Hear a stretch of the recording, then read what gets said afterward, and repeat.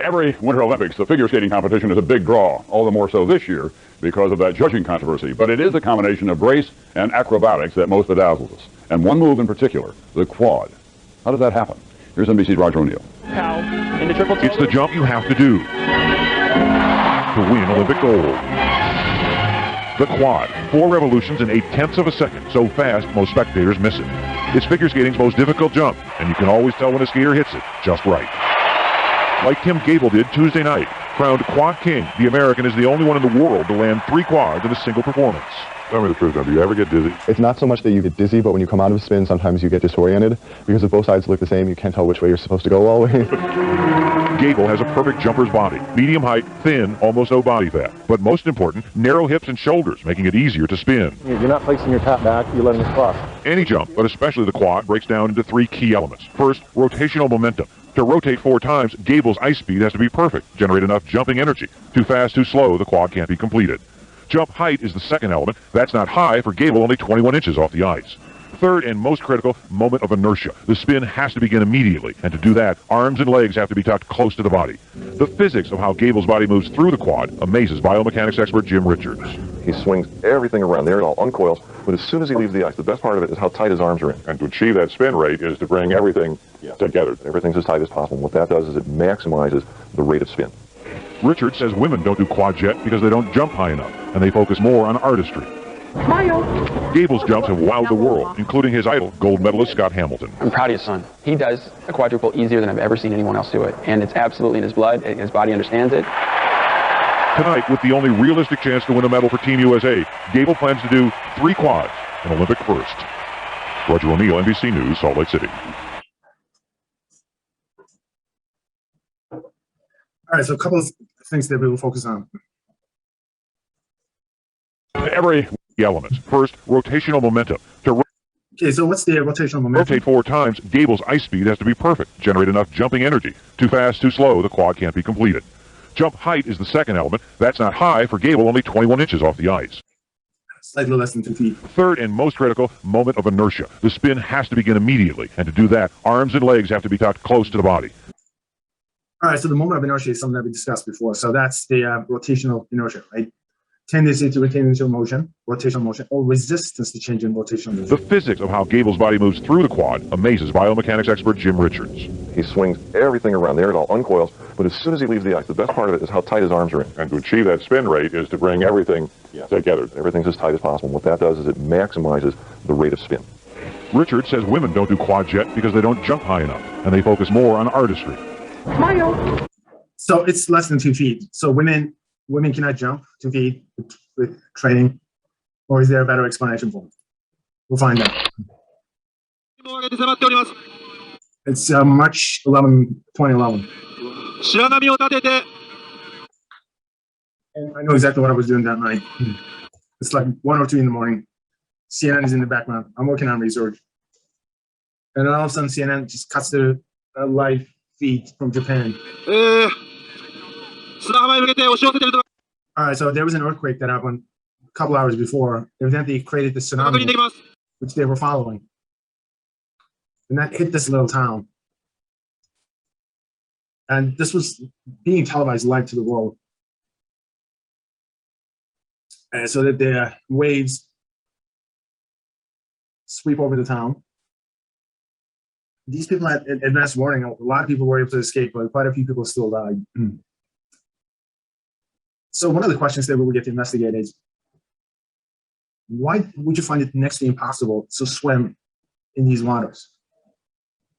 One answer is fairly obvious. It's the debris, obviously, but even without the debris, you would not be able to swim in these waters, because there would be extremely strong undercurrents. So the question is, what's causing these strong undercurrents? So these are the questions we will get to investigate within a few weeks. Probably every week after next, or within 2 weeks, when we get into fluid dynamics. I'm surprised these people are not moving out of the way. They're fairly confident that the water level is not going to reach them. I don't know where they got that confidence from. All right, so the interesting thing that happened because of that earthquake, the radius of the Earth shrunk for about 7 inches. And then the Earth sped up. So we end up losing 1 microseconds a day because of that. So the question is, how is it that the Earth ended up speeding up in the absence of an external force acting on the Earth? All right, so one of the things that we did learn early on, that in the absence of an external force, the object maintains its initial motion. So in the absence of an external torque or external rotational force, the Earth shouldn't be spinning faster. All right, yet the Earth does. Yet the Earth did, in essence. So how's that possible? All right, so speaking of the tsunami, there was one that happened in 20. Great. Okay, so. Boys, come see this. Isn't it great? Whatever. I forgot the year. 2003, I think. 04. Boys, come see this. Isn't it great? Yeah, we can go swimming, yeah. Look at it, look at it.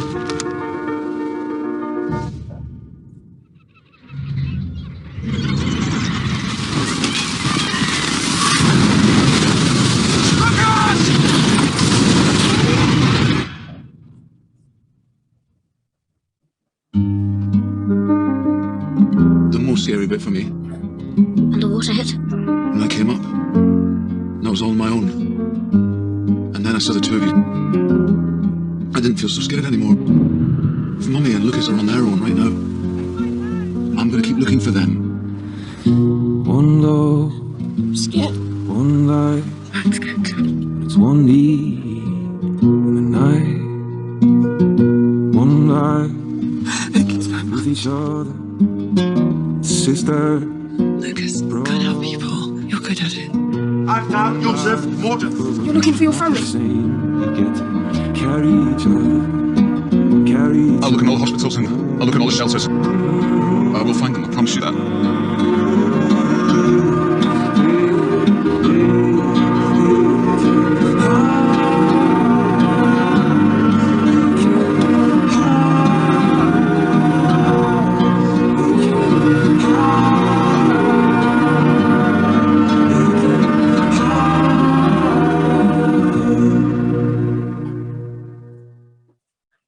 All right, so that's something that we will get to investigate within a few weeks when we get into fluid dynamics. As to why you're not going to be able to swim in those dynamics. All right, so projectile motion is predictable motion. It's 100% predictable. The only thing this guy was given was the initial speed. The ramp was set to a certain angle. Everything is pre-calculated. And he's supposed to be landing on top of the car. So they put an X where he was supposed to land, and yet the guy still falls short. So the question is why? The reason why the car ended up falling short is because it angled the wrong way. Now it's got a profile against wind resistance. So it's slowed down quite a bit as a result. So the question is why? Why did the car angle the wrong way? Some of you guys are thinking because the engine is heavy. I'm thinking, so who cares? All right, so it's free fall, right? Ignoring the effects of air friction. So the weight doesn't matter. So that has nothing whatsoever to do with what's going on.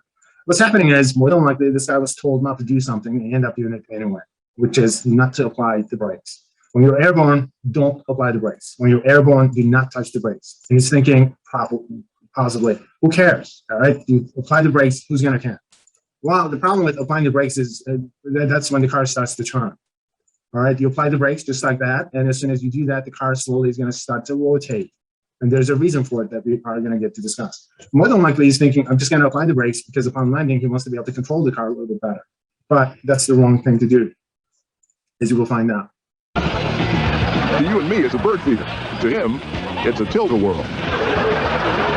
You do have to give him points for commitment.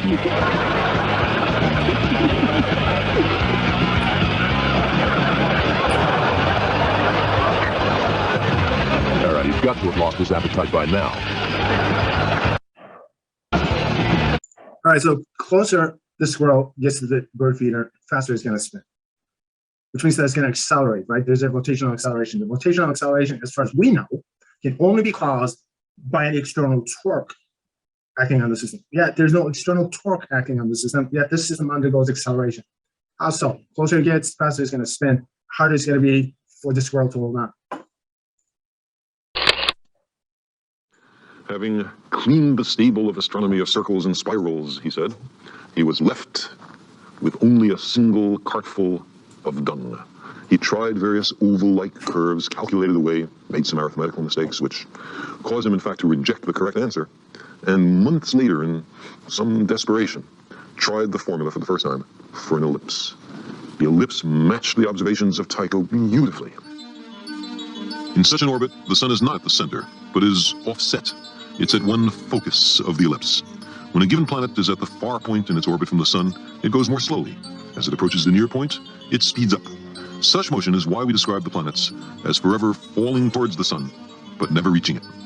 Kepler's first law of planetary motion is simply this: a planet moves in an ellipse with the sun at one focus.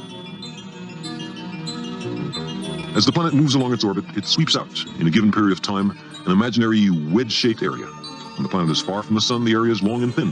When the planet is close to the sun, the area is short and squat.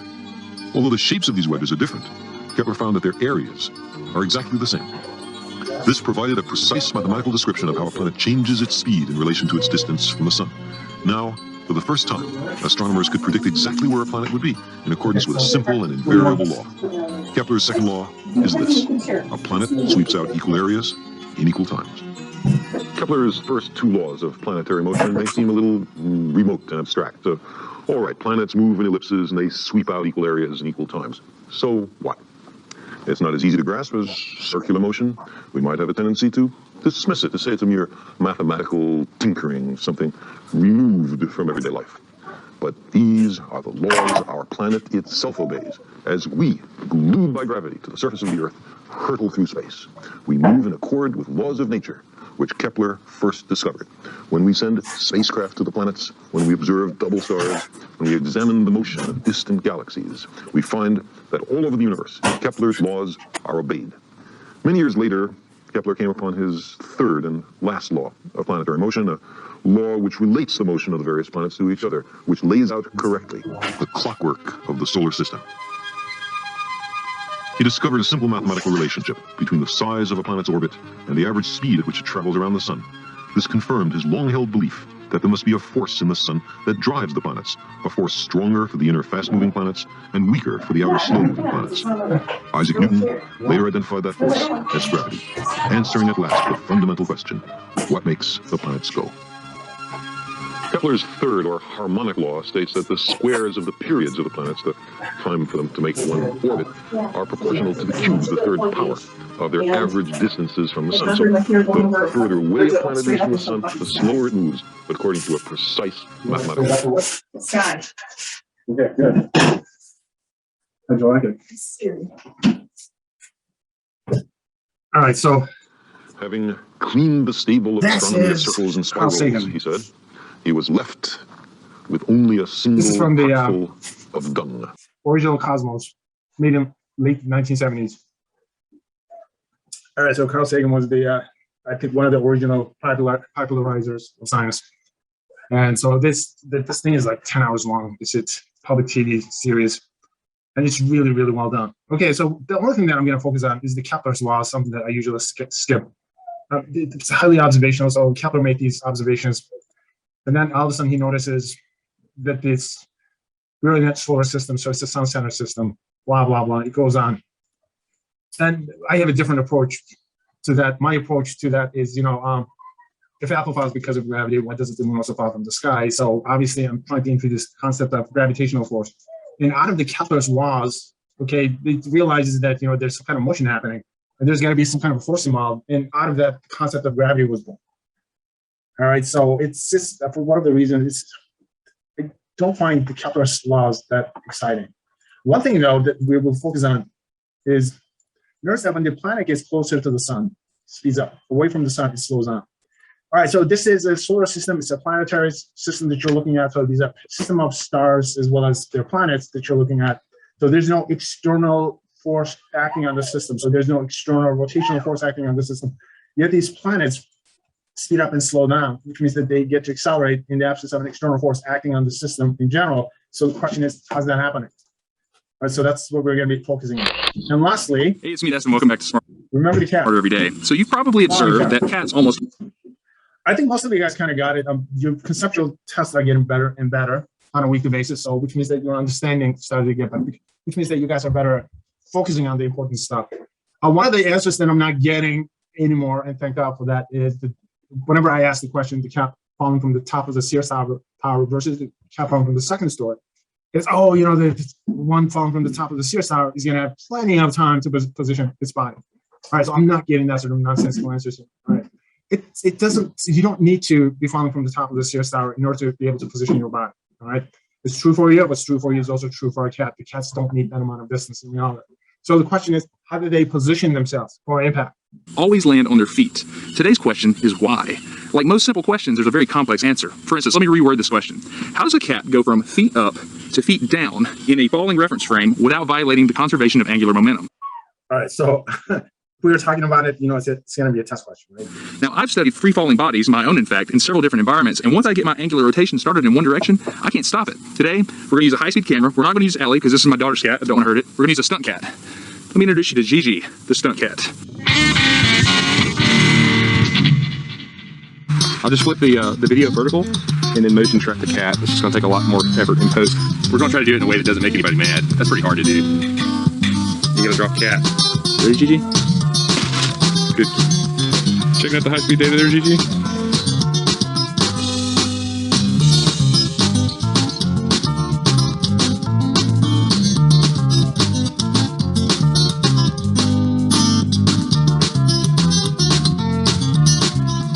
Okay, the first thing a cat does when it's falling is try to figure out which way is up. It does this either with the gyro in the ear or with its eyes. 3, 2. Ready to talk cat physics? All right, so check out this footage I captured with Phantom Miro while Gigi goes to get a drink of water. So here's what's interesting about this to me. You'll notice at the beginning of the drop, the cat is not rotating. Halfway through the drop, the cat is rotating, and then at the very end, Gigi somehow stops rotating. All right, so the question is, how does a cat stop rotating when they're upside down, when they're right side up? Newton's first law says. Okay, so that's one of the things they will investigate. Cats are weird creatures. All right, so one of the concepts that we'll go back to visit is the concept of torque. Torque is the concept of torque. All right, so it's a rotational force, right? So the force is acting on this mass, which is rigidly attached to this axis of rotation. All right, so let's just go through the derivation that we had previously, and then we'll build upon it. All right, so there's a force acting on this mass, and this mass is attached to this point of rotation rigidly. All right, as a result, it's going to experience a tangential force on the direction of the curvature. The tangential force is going to be responsible for this twist that you're looking at. So this is known as the rotational force, the twist. All right, so this is known as torque, capital T. This is the Greek letter tau, which we got. So the component of the force, the tangential force, is going to be responsible for the torque that we are looking at. So it's a combination of the force and its position with the radial position with respect to the point of rotation that we got. If the force is coming at an angle, and the angle is going to measure relative to the radial direction, so which means that the force is going to have two components. One component is going to be parallel to the radial direction. The other component is going to be perpendicular to it. So that's the tangential component of the force. Tangential meaning that it's going to trace out a curve. So this force is going to be along the direction of the curvature that we will be looking at.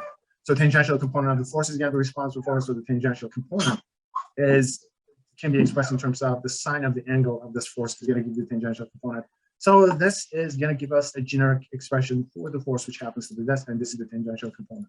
So tangential component expanded in case there's an angle is going to be expressed just like that. All right, so the tangential force is going to be responsible for the tangential acceleration, and tangential acceleration can be expressed in terms of the rotational acceleration. So which means that we could do a back substitution, and then this tangential force can be back substituted into this original formula to get a different version of torque. All right, so you have R and R, so that's going to give you an R squared. So this, you got mr squared. So you got a rotational force, rotational acceleration, and then you have a rotational mass-like term, which happens to be mr squared. So this rotational mass-like term is known as the rotational inertia or moment of inertia. So that's as far as we got. All right, so now that we put the emphasis on the moment of inertia in the past lecture, so in this lecture, we will put the emphasis on the torque. And that's what we will do. All right, so we generated 2-3 expressions regarding torque, so we will just write them out in a single line. So this is one of the expressions for torque. This is an expanded expression for torque. We're expressing torque in terms of moment of inertia as well as the rotational acceleration. All right, so this line is going to contain every single expression that's going to give you torque in essence. All right, so let's move forward. Let's take a look at it from a slightly different perspective. All right, so point of rotation is known as pivot when it comes to torque. the force which is going to be responsible for rotation can be at a given angle. The angle is going to be measured relative to the direction of radius or the radial vector that you're looking at. So the force is going to have two components.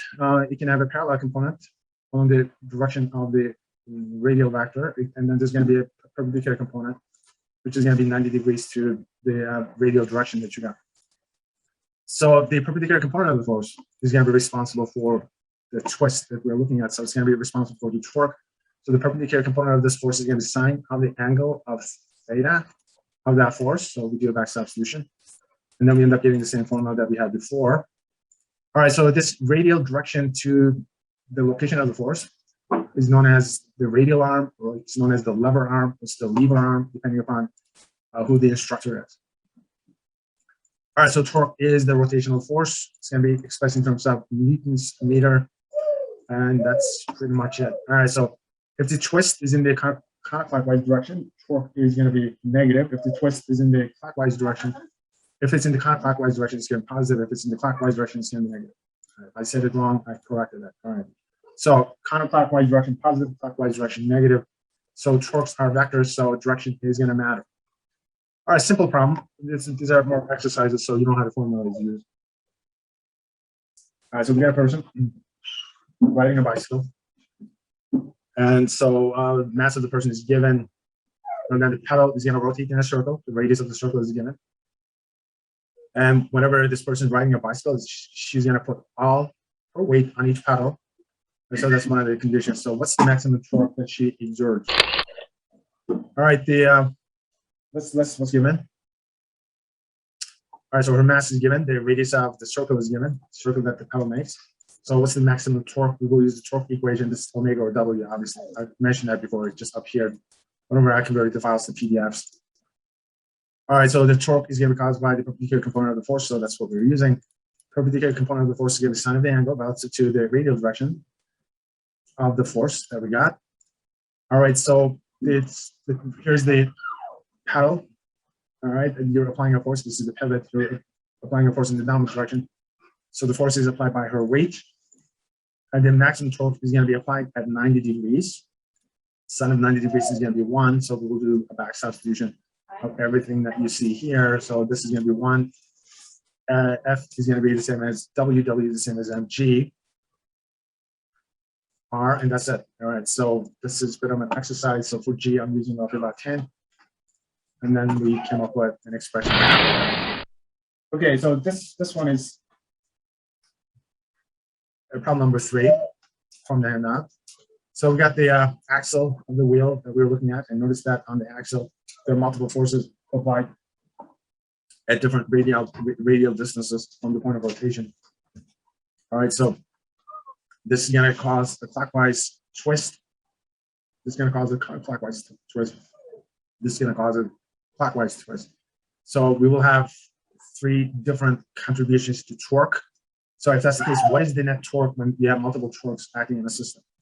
All right, so which means that how do you sum them up? Net torque is the summation of all torques acting in a system. All right, so it's a general rule when we solve physics problems. We use symbols, we don't use numbers. So we have to generate our symbols first.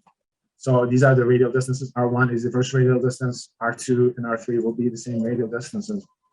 So R1 is going to be 12 centimeters. R2, R3 will be 24 centimeters.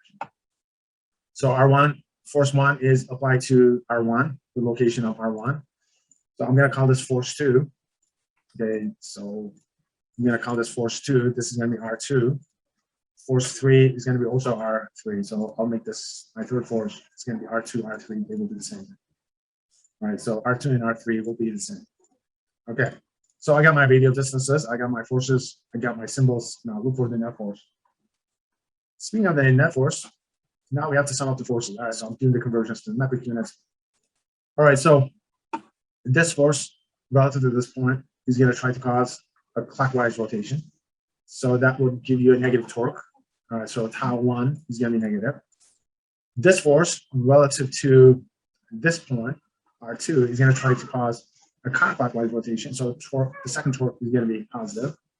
The third force is going to try to cause a clockwise rotation. So the third torque is going to be negative. All right, so we got negative, positive, and negative torques. So the net torque is going to be The first torque is going to be R1 times F1. The second one is going to be R2 times F2. All right, the sine of the angle is 90 degrees, obviously, in these cases, so I'm not including the angle. And then the third force is going to be, the torque due to the third force is going to be F3 times R3. All right, R2 and R3 are the same. All right, so we'll just assume that R3 is the same as R2 and factor out R2. That's it. So here's our net torque. And then we'll plug the numbers in. And then we'll get a numeric expression. And this is negative, so which means that the negative means a clockwise rotation, so it should be a clockwise rotation. All right, I put down positive, it's negative. Clockwise rotation is going to be negative. All right, this is happening during the lecture. Sometimes I get distracted, so this recording took place during the lecture. That's the reason why it's not that good.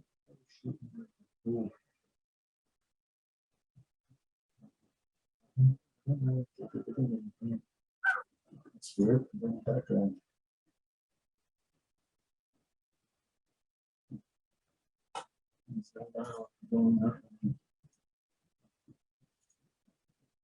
All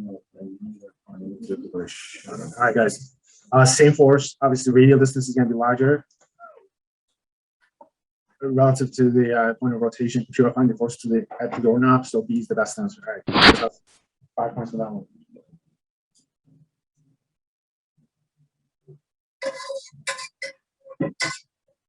All right, if the net torque is constant, the acceleration is going to be constant, right? So B is the best answer. So yours has 5 points there. All right, so let's talk about rotational work. Not that it's complicated. So let's get back to the definition of work. All right, so work is a process of transferring energy, but work is a combination of force and displacement, right? If force is on the direction of displacement, it's adding energy to the motion. If it's opposing displacement, then obviously it's taking energy away from motion, right? So linear work is a combination of force and displacement. So what that does, it changes the energy of the system. Either it's going to add energy to the system or it's going to take energy away from the system. In this case, energy is added or taken away in the form of kinetic energy, right? All right, so by using the linear work, we can easily come up with that expression for rotational. All right, so the linear force can be expressed in terms of torque, rotational torque, force. Displacement becomes rotational displacement, and the change in kinetic energy can be expressed in terms of the change in rotational kinetic energy, right? So torque, so combination of torque and displacement is going to give you the rotational work, and the rotational work is going to be responsible for the change in rotational kinetic energy. All right, so more visually, if the torque and displacement, if they're in the same direction, which means that the torque is going to add rotational kinetic energy to the system. If it's opposing motion, it's going to take away rotational kinetic energy from the system. So that's the meaning of it. You and me, it's a bird feeder. All right, so now let's discuss this one. So now we're dealing with a system of two masses. We got the squirrel, and then we have the bird feeder. So that's our system. And then the squirrel is trying to get closer to the bird feeder. And as it does, it starts to accelerate. So the spin acceleration, the rotational acceleration goes up to an extent that the squirrel is not able to hold on. So, and this is happening in the absence of an external force or external torque acting on the system. So the question is, how is it possible to accelerate in the absence of an external force or an external torque acting on the system? Well, it's going to be related to the concept of momentum. So momentum is mass moving at a given velocity, or what if the mass is attached to some kind of a point of rotation? So the rotational axis is going to be right here at this radial distance r. So what happens, this becomes the tangential momentum that you're looking at, right? So this tangential momentum that you're looking at turns into a rotational momentum. All right, so the momentum along the direction of the curvature is going to give you a rotational momentum or angular momentum. So we're going to be interested in the tangential momentum at this radial distance away from the point of rotation. So what it does, it's going to give us an angular momentum. Okay, so this is the tangential velocity. This tangential velocity could be expressed in terms of the rotational velocity. So we could do a back substitution. Notice that you got r and r, so that's going to be r squared. So mr squared is our rotational mass-like term. We refer to it as rotational inertia or moment of inertia. So notice that moment of inertia times the angular velocity is going to give us our angular momentum. So this is your P is your linear momentum, and L is your angular momentum. Angular momentum can be expressed using these two formulas. You can either express it using the tangential velocity, or you can express it in terms of the rotational velocity. All right, so we will take a look at both expressions. We shall take a look at both expressions.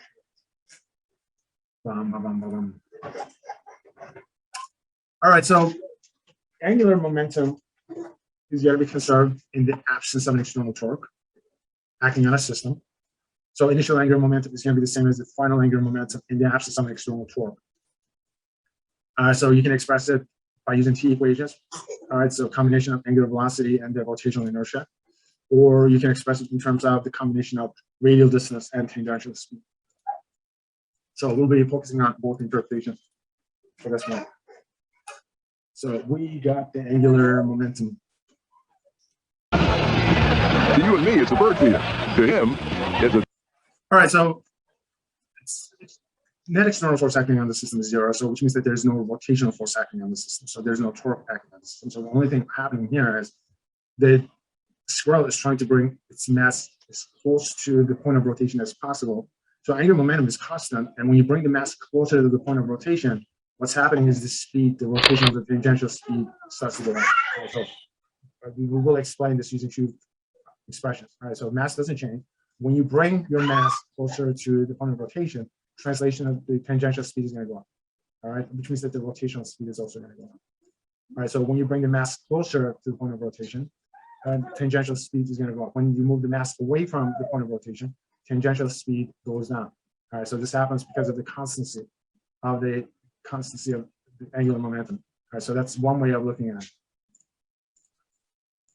All right, and then we will use the second expression for that one as well. All right, so Earth, because of the earthquake, its radius shrunk by about 7 inches. So the radius goes down, and angular momentum is constant, conserved because there's no external torque acting on the Earth. And so what happens? The tangential speed goes up, the rotational speed goes up. All right, so as a result, we end up losing 1.8 microseconds a day because of that accident. All right, so which means that the days got shortened by that amount, which means that we sped up. My name is Mike Fossum. I'm the commander of Expedition 29. Welcome to the International Space Station. You may wonder why the International Space Station doesn't tumble in its orbit around the Earth. Well, we have a system that maintains our attitude control system, if you will. There's really two ways to do this, to approach it. The first way would be to use rockets or small jets that would keep thrusting and pushing to nudge the space station into its correct attitude. The problem with using thrusters like that is it requires a lot of fuel that we have to continually ship up from the Earth. So instead, we use angular momentum and gyroscopes. Let me demonstrate a little bit. Before we get into this, we really have to talk about the definitions of the concepts. It's really the conservation of angular momentum that's really important here.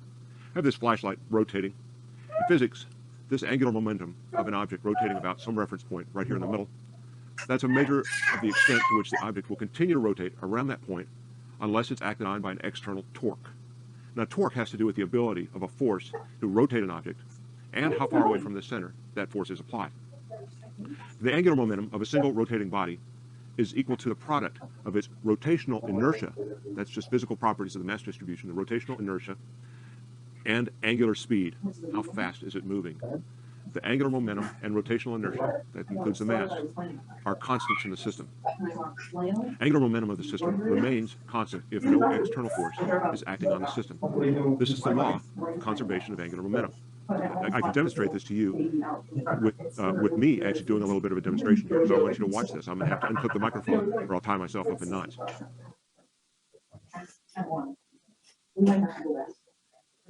So how's the beach? It was fascinating. They went to one beach. And I could drive around. Again, what's going on as my body spins doing this and moving my arms in and out from being close to the body is when I bring the arms in closer to the body's rotational inertia is decreased. The angular momentum must be conserved. As the rotational inertia is decreased, the angular speed increases and vice versa. This is called an inverse relationship. No external force acts on the system, and thus the angular momentum about the axis must remain the same.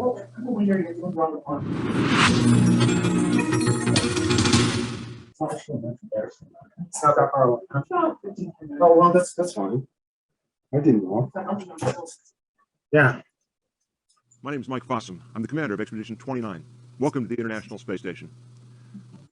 All right, so this guy did a good job. Okay, a couple of things that I want to focus on. A couple of things I will focus on. He was trying to explain it, and he did a really good job. One of the things that I want you to notice is when he's spinning, when he pulls his arms in, all of a sudden his rotational speed goes up. When he stretches his arms, his rotational speed goes down. The reason is because angular momentum is constant. It is constant because there's no external net torque acting on him, right? So when he pulls the arms in, he's reducing his moment of inertia. When he stretches his arms, he's increasing his moment of inertia. So when you reduce the moment of inertia, of conservation of angular. When you reduce the moment of inertia, angular velocity is going to go up. When you increase the moment of inertia, angular velocity is going to go down. All right, so this is one of I'm going to be talking about this stuff bus crash that I find interesting at the same time really annoying. I think it's more of a Chicago thing than a Houston thing because you guys live in Lake Jackson or near Lake Jackson. I haven't seen it at traffic congestion centers. Video that will make any parent cringe, along with the knowledge most of those buses don't have seatbelts. And a lot of the times the traffic congestions in the Chicago area happen because of school buses. Regulators say they're safe, but could they be safer? Here's ABC's Paula Ferris. Accidents like these unfold in just a fraction of a second. Everybody all right? But the images of mangled buses and shell-shocked students linger long after school bus crash sites have been cleared. Which is why we're here to watch 9 tons of steel smashed to a standstill.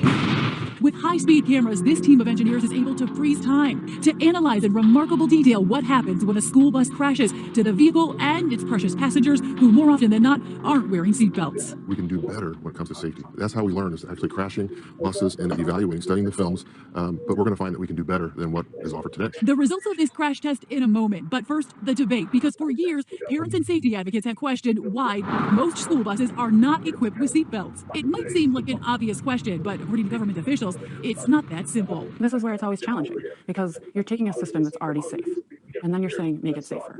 But what you don't want to do is have any unintended consequences. Nearly 24 million students commute on school buses every day. Every year, a few thousand are injured, and an average of 5 are killed in crashes. 911, where's your emergency? Yes, a school bus just ran into the underpass at Emerson and English Avenue. But when tragedy strikes, like on this morning in Indianapolis... Was there any kids on the bus? Yes. I believe my daughter would still be here if she had on a seatbelt. Her 5-year-old daughter, Donacy, was on her way to school. It's like it's fresh every day. When her bus slammed head-on into a bridge. I didn't think that if I sent her with her daddy to get on a bus, she'll never come back. Michael Watkins was on the same bus that morning. I remember every time she got on the bus, she had candy. She always shared with everybody. But he doesn't remember the accident. He fell asleep on the way to school. I woke up, then I just heard a lot of sirens and screaming. And then I just felt somebody touching me, and it hurt. His leg, his femur, broken. Do you think that he would have suffered the extent of those injuries had he been wearing a seatbelt? All I know is he wasn't in one, and he ended up with a broken femur, 2 surgeries, a wheelchair, walker, therapy. U.S. regulations only require seatbelts on school buses under 10,000 pounds, and only 6 states require all school buses to be equipped with seatbelts. A big difference from many click-it or ticket laws across the nation that require us to belt up in cars. When you get in your mom's car, what's the first thing you do? I put on my seatbelt. But you don't have to wear a seatbelt on the school bus. Does it make sense to you? No. If you're going to wear a seatbelt in the car, you got to wear it on the bus too. But there's not one on the bus. That's because school buses have been specifically designed to protect children without the use of seatbelts. We're talking about engineering concepts and physics concepts. The National Transportation Safety Board, the NTSB, does not make policy, but Chris Poland is part of their team that investigates serious school bus crashes and makes safety recommendations. We're talking about the science of the school bus, and I don't think that's well portrayed to the average mom and dad. We have a school bus that works extremely well, large, heavy vehicle, bright colors, lights. We have compartmentalization, which protects occupants in the most frequent crash, which is frontal crashes. Compartmentalization refers to the high back seats that are like a protective envelope, absorbing energy during a crash. These design features are one of the reasons federal regulations do not require seatbelts on larger school buses. The vehicle itself has been designed for safety, yet when you look inside, we think lap and shoulder belts can add and reduce injuries and fatalities. Amy, one of the leading school bus seatbelt providers, invited ABC News for a first-hand look at how they think they can improve school buses. Larry Gray is IMMY's CEO and top engineer. So we're kind of getting a preview of the point of view from the cameras that are on board. Inside the bus, yes. So what you see, these will be high-speed videos, again, about 1,000 frames per second. So we have dummies that have a lot of instrumentation in them. So the dummies aren't so dumb.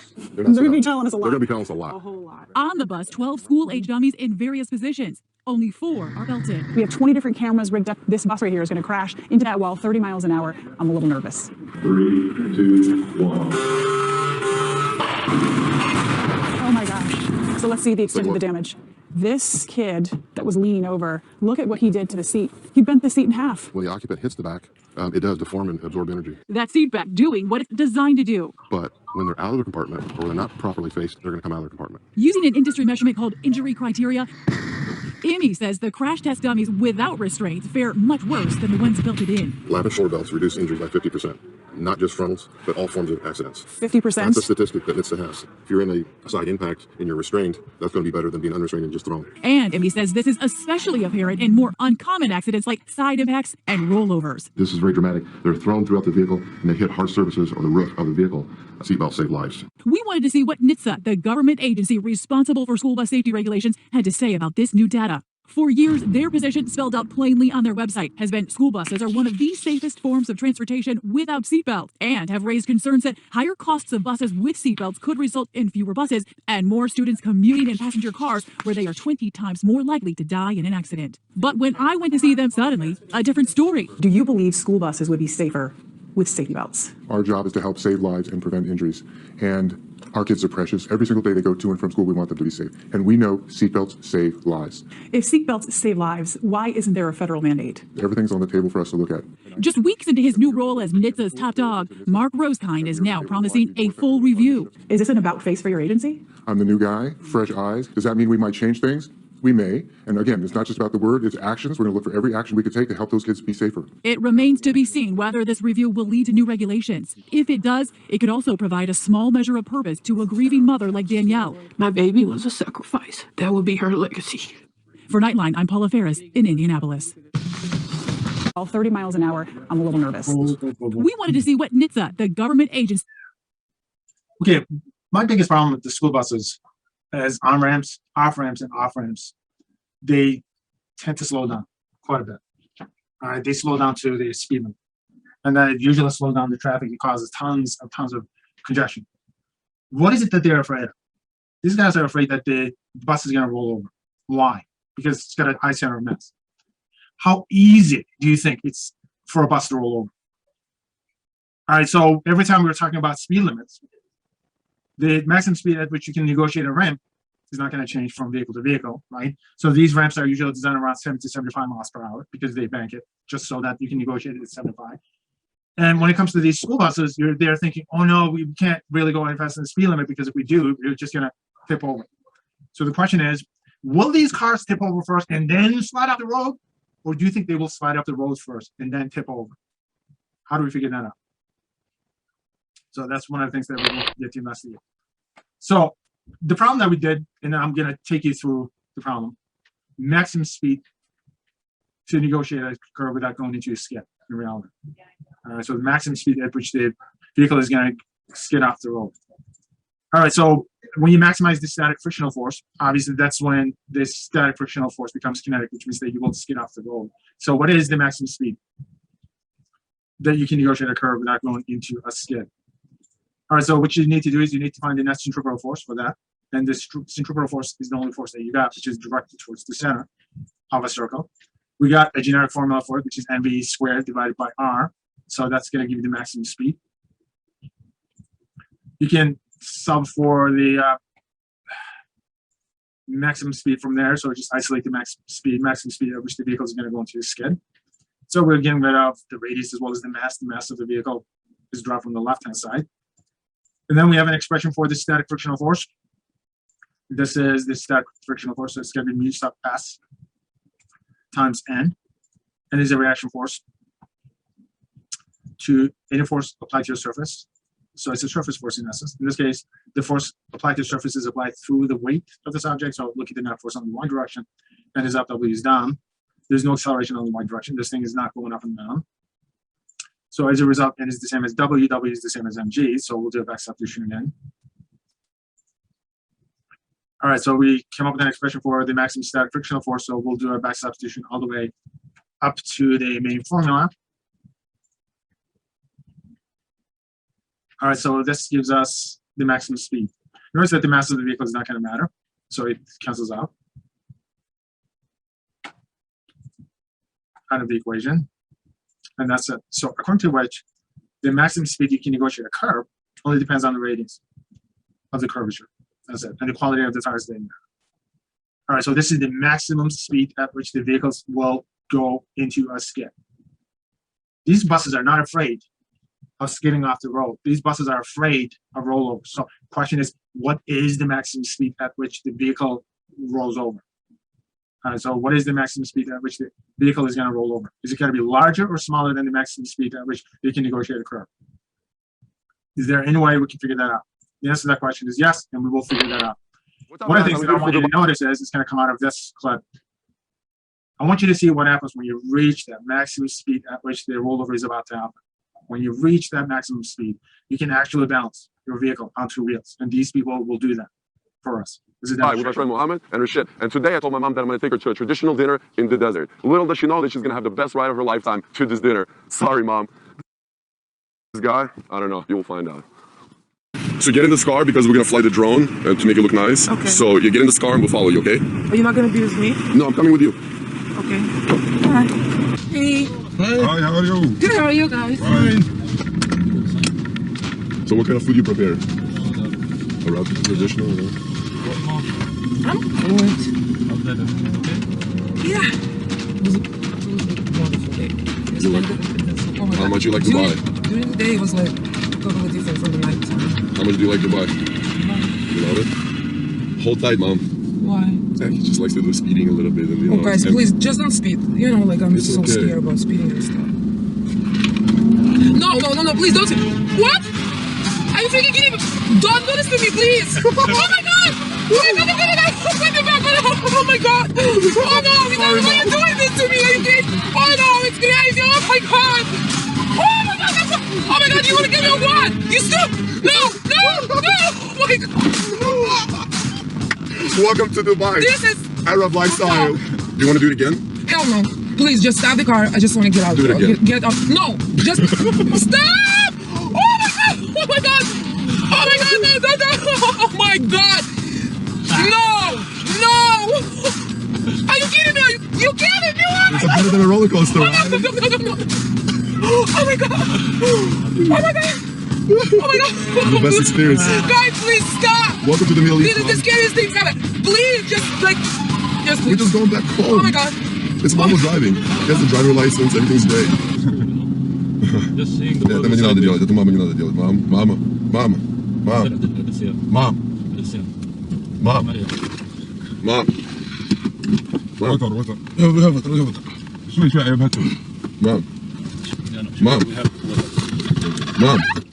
Are you serious? Mom.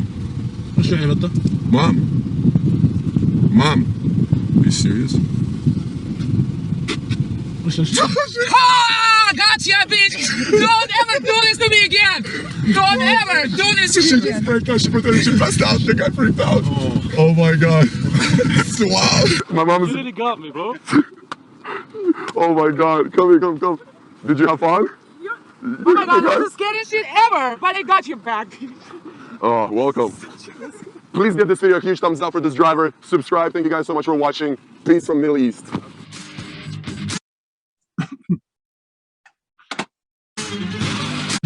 Okay, so Mom.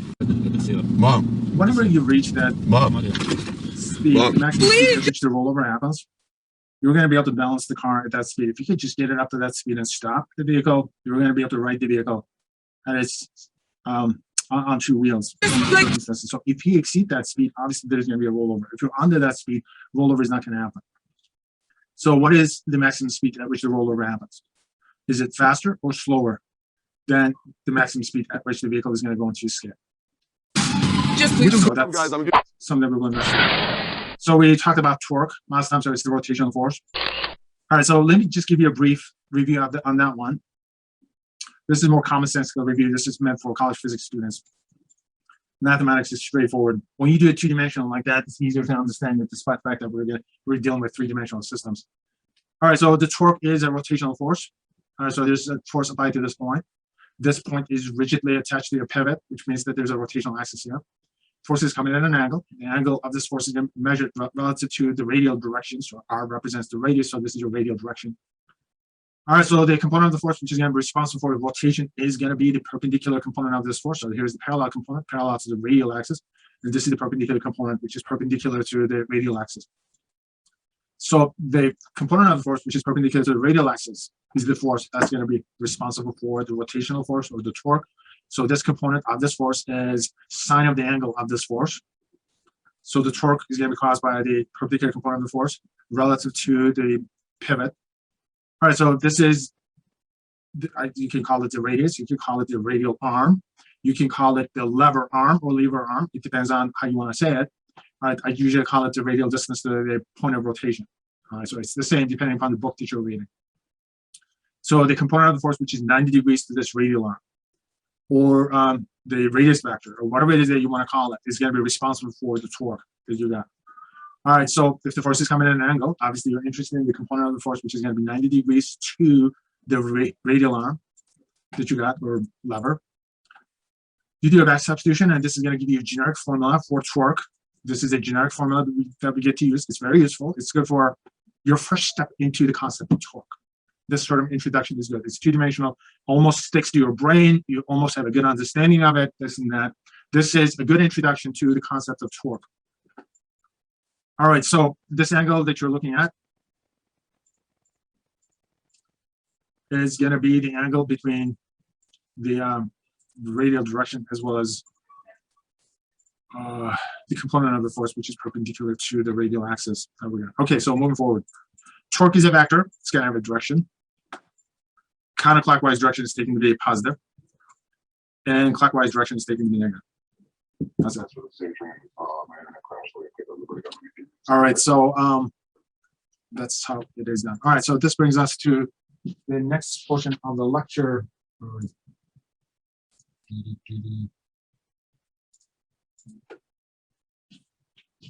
Okay, now let's take a look at the same concept from a university of physics perspective. All right, so now here's the reason why calculus is required. And unfortunately for you guys, this is the sort of calculus that you haven't taken it. And physics is a good way to learn this. It's a three-dimensional system. So the question is, why is it that we take the counterclockwise direction to be positive and clockwise direction negative? This is related to something called the right-hand rule. Right-hand rule is something that we will get to use all the time in physics 1 as well as physics 2. So let's take an introduction of it. So this is your axis of rotation along the z direction. It's a three-dimensional system.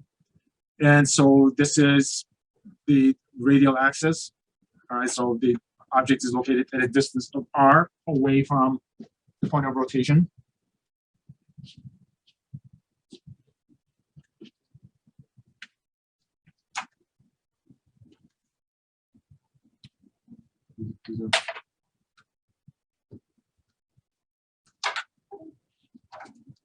All right, guys, I'm trying to change the mouse here.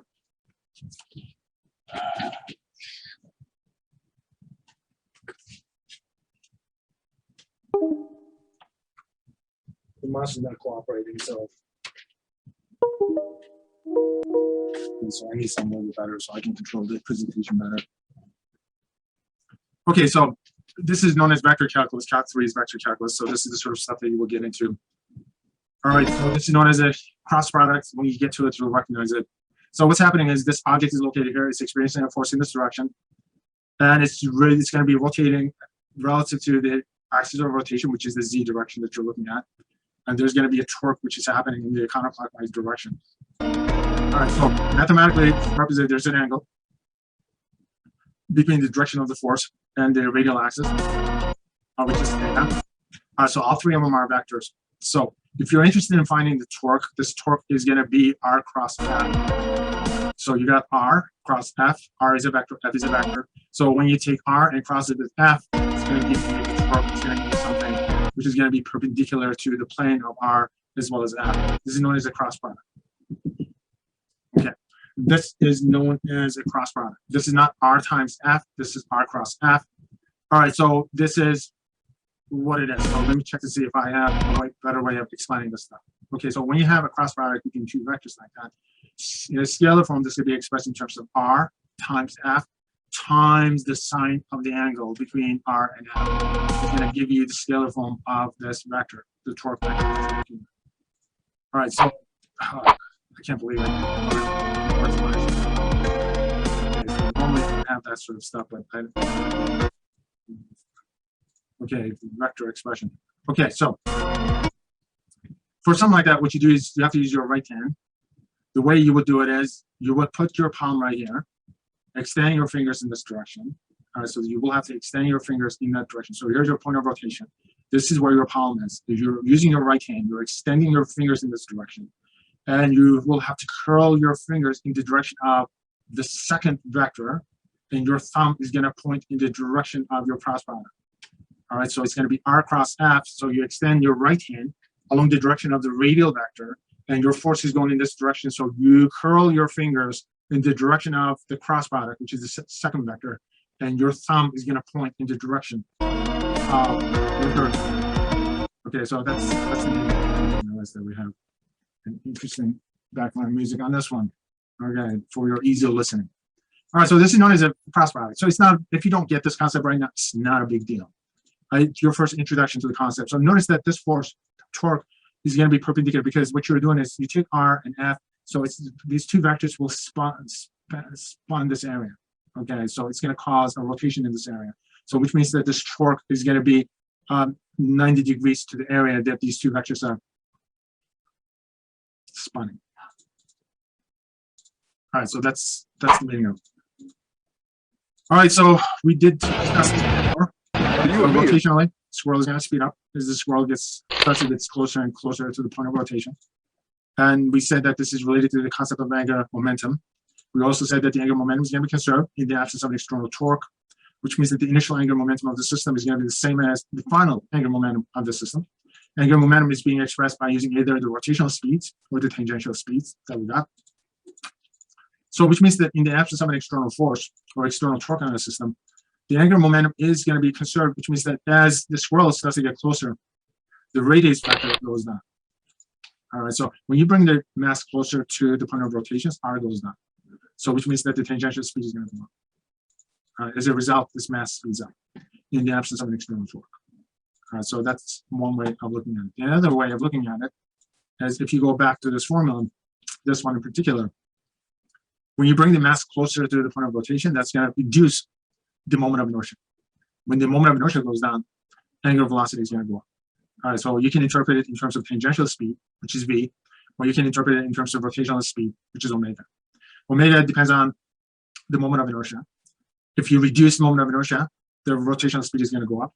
If you reduce the radial distance, the tangential speed is going to go up. Guys, I said the same thing twice using two different expressions. All right, it means the same thing. We can explain it in terms of rotational motion, rotational speed, or tangential speed. So that's known as the conservation of angular momentum. So angular momentum is going to be conserved in the absence of an external net torque acting on the system. All right, so let's try to express this one more time, but this time let's use the concept a little bit more calculus. I want to start introducing some concepts from calculus at this point, because in physics 2, we'll get to use the mathematics as well. A lot of the calculus being used in derivations. I don't do a lot of derivations. I do a lot of mathematical modeling because I want you guys to get the concepts, but at times it's necessary that you guys are introduced to how calculus fits into physics, because next level up, when you guys take this course over again, it's going to be all calc. When you take it over again, you will take it as engineering mechanics, engineering statics, as well as engineering dynamics. Everything that we're discussing right now is the torque concept is engineering statics, and the angular momentum is going to be engineering dynamics. All right, so the force is acting on this force. Okay, so those are the courses that I've been teaching for 20 years. So we don't use algebra in those courses. We do use calculus. And unfortunately, by the time you guys take those courses, normally you would still be going through your calculus sequences. All right, so the force is acting on this mass. So this mass is going to accelerate under the influence of the force. So that's Newton's second law. So force causes acceleration. So these are vectors. All right, so the acceleration is how fast the velocity changes in time. So I'm no longer using delta v, delta t, or I'm not even using vt. I'm just saying this represents how fast the velocity changes in time. So instead of delta, we're using d. So this is a differential. So I'm differentiating the velocity vector relative to the time. So external force is what causes acceleration in this case. So what if there's no external force acting on the system? So in the absence of an external force acting on the system, this is what you end up getting, which means that there's not going to be any change in velocity. All right. So so delta t, if you just move delta t to the other side, so it's going to be 0, obviously. So which means that there's not going to be any change in velocity. So I did the integral of that one. So which means that there's not going to be any change in momentum. So in the absence of an external force, the momentum remains constant. So this is a way of doing it using calculus, but just using algebra is a little bit more intuitive. So I try to stay away from using calculus immediately. So in the absence of an external force, the momentum remains constant. So initial and the final momentums of a system is going to be the same. So that's what happens in the absence of an external force.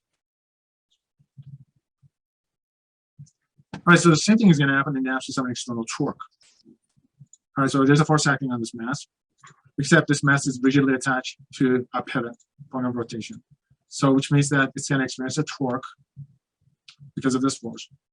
And the force could be at an angle relative to the point of the radial axis. So cross product of the radial axis or radius vector and then the force vector is going to give us the torque vector along the z direction. And if you were to express this in terms of a scalar expression, so this is what we come up with. Let's assume that the angle between the radius vector and the force vector is 90 degrees, so sine of 90 is going to be 1. So it's going to give us the expression that we know how to use under the circumstances. So what do we know? The force acting on the mass is going to cause it to accelerate, so we'll do that substitution. And then we can express the acceleration in terms of how fast the velocity changes in time. Okay, that's fine. Let's go with that.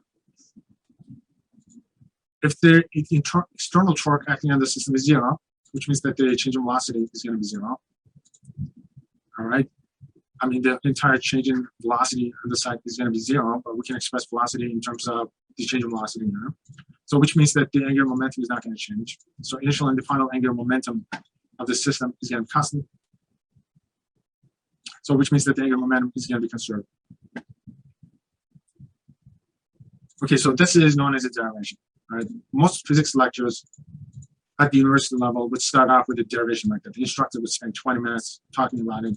They would do one single example and then they would move on. And they would hope that you really have a crystallized understanding of what's going on based upon this derivation.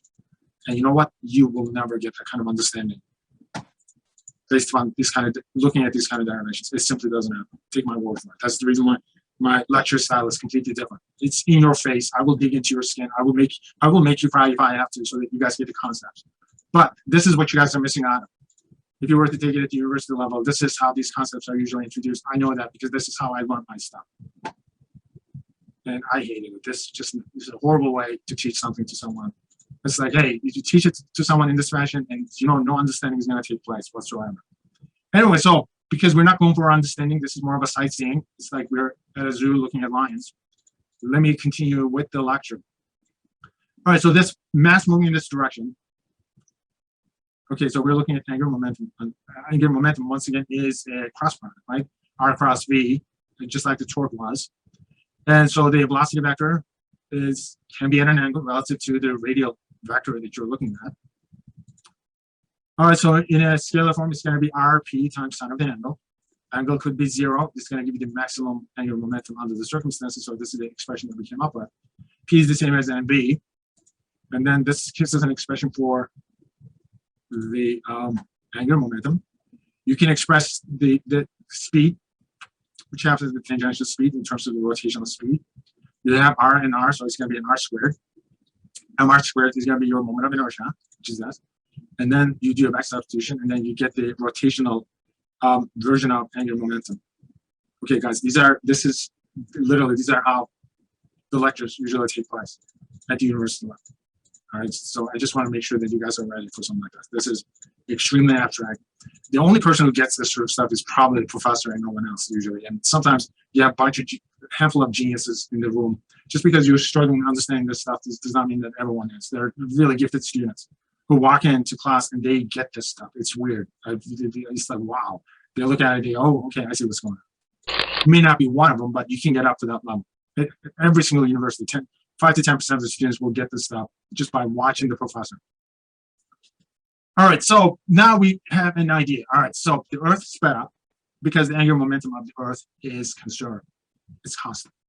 All right, so what happens is if you shrink the radius, the rotational speed goes up. You shrink the radius, that's going to reduce the moment of inertia. As a result, the rotational speed goes up. As a result, the tangential speed goes up. As a result, the days will become shorter. All right, so because of the earthquake, you end up losing 1.8 microseconds a day. So that's what happened. All right, so in terms of doing quads or triple axles or whatever, the basic physics is straightforward. I think everybody kind of gets the basic physics of it. Every single person who is a skater. You have to stretch your arms. In doing so, you have a relatively large moment of inertia. As soon as you reduce your moment of inertia, it's going to increase your rotational speed. So moment of inertia gets converted into rotational speed. And this happens when the angular momentum is constant. All right, so there's no external force acting on this person in the direction of rotation, so which means that in the absence of an external torque, the moment of inertia, not the moment of inertia, in the absence of an external force, the angular momentum remains constant. So when she reduces her moment of inertia, the moment of inertia gets translated into a rotational speed. So it gets converted into rotational speed. Okay, so that's the gist of it. But the details are a little bit more complicated, as you will find out. All right, so let's see.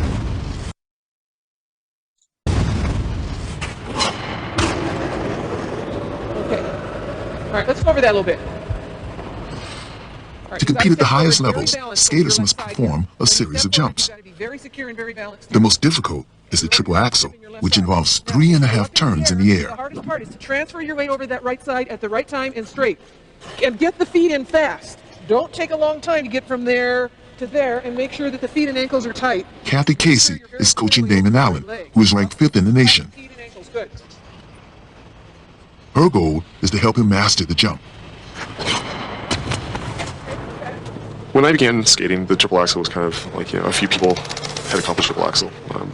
And now triple axel is like, if you don't have triple axel, you might as well just go back home, pack your bags, and get back on the plane. The triple axel did not appear in competition until recently. Several years ago, on a world tour, Casey and her skaters were taken by surprise. People who I considered weren't so very talented from Russia were doing triple axels. And I said, those Russians know something we don't know, and I think we better try to catch up with them if we can. Casey believed the science of biomechanics would reveal the answer. At her request, sports scientists from the Olympic Training Center brought their cameras to her rink to analyze the jump. Kathy Casey came to us and asked us to do a study on the single, double, and triple axels. How long does it take a skater from when he leaves the ice to reach his rotating position? Is the triple axel higher than the double axel, or are the skaters just rotating faster? Those are quantitative variables, which you can't get just from watching the jump. They have to be measured.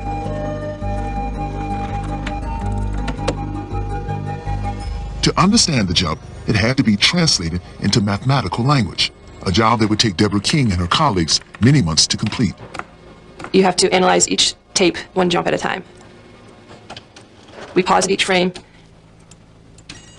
and we mark the head, each shoulder, the hips, the elbows, the wrists, pretty much all the major joints of the arms and legs. You repeat that for the next camera view, and then you calculate the three-dimensional coordinates of all the joints of the skater for that one jump. And then once you have those three-dimensional coordinates, you can basically reconstruct the jump on the computer.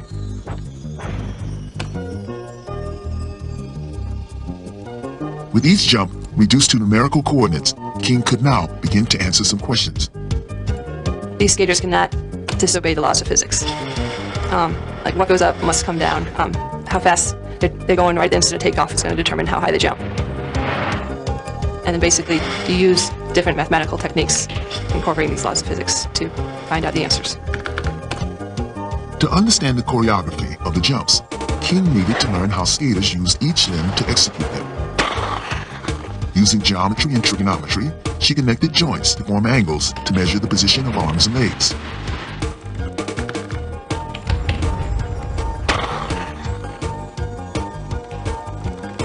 The video camera, which recorded 60 frames per second, was used to measure time. Plotting the location of each joint from one frame to the next, King could use calculus to see how the skater's body parts changed throughout the jump. With statistics, she could then determine how the single, double, and triple jumps were different. The question was whether to jump higher or spin faster.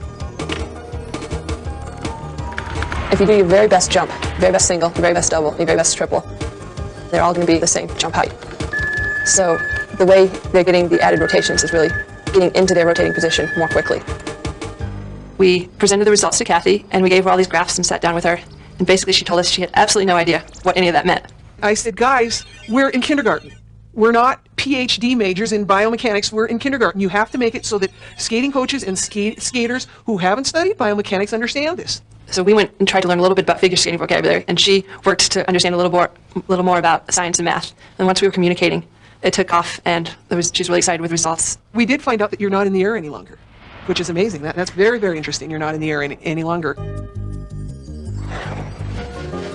Before the study, we believe that you need to throw your leg out further for a triple. In reality, it needs to be closer, so you can get into the air and into your rotation much quicker.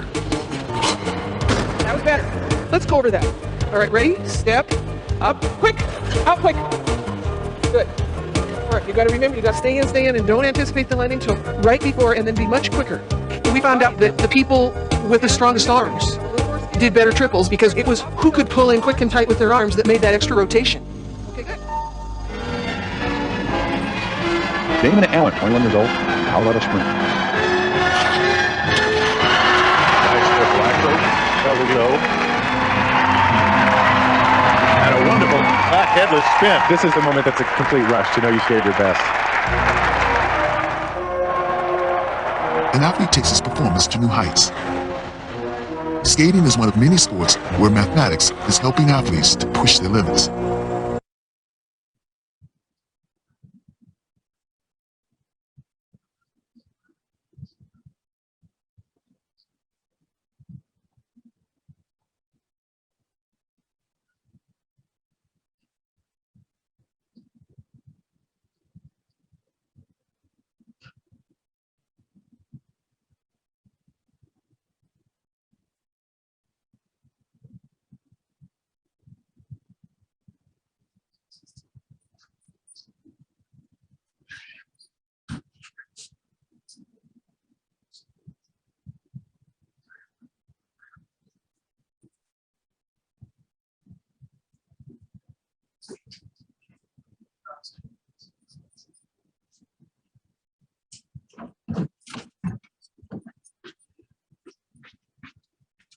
Okay, so let's get back to this one real fast.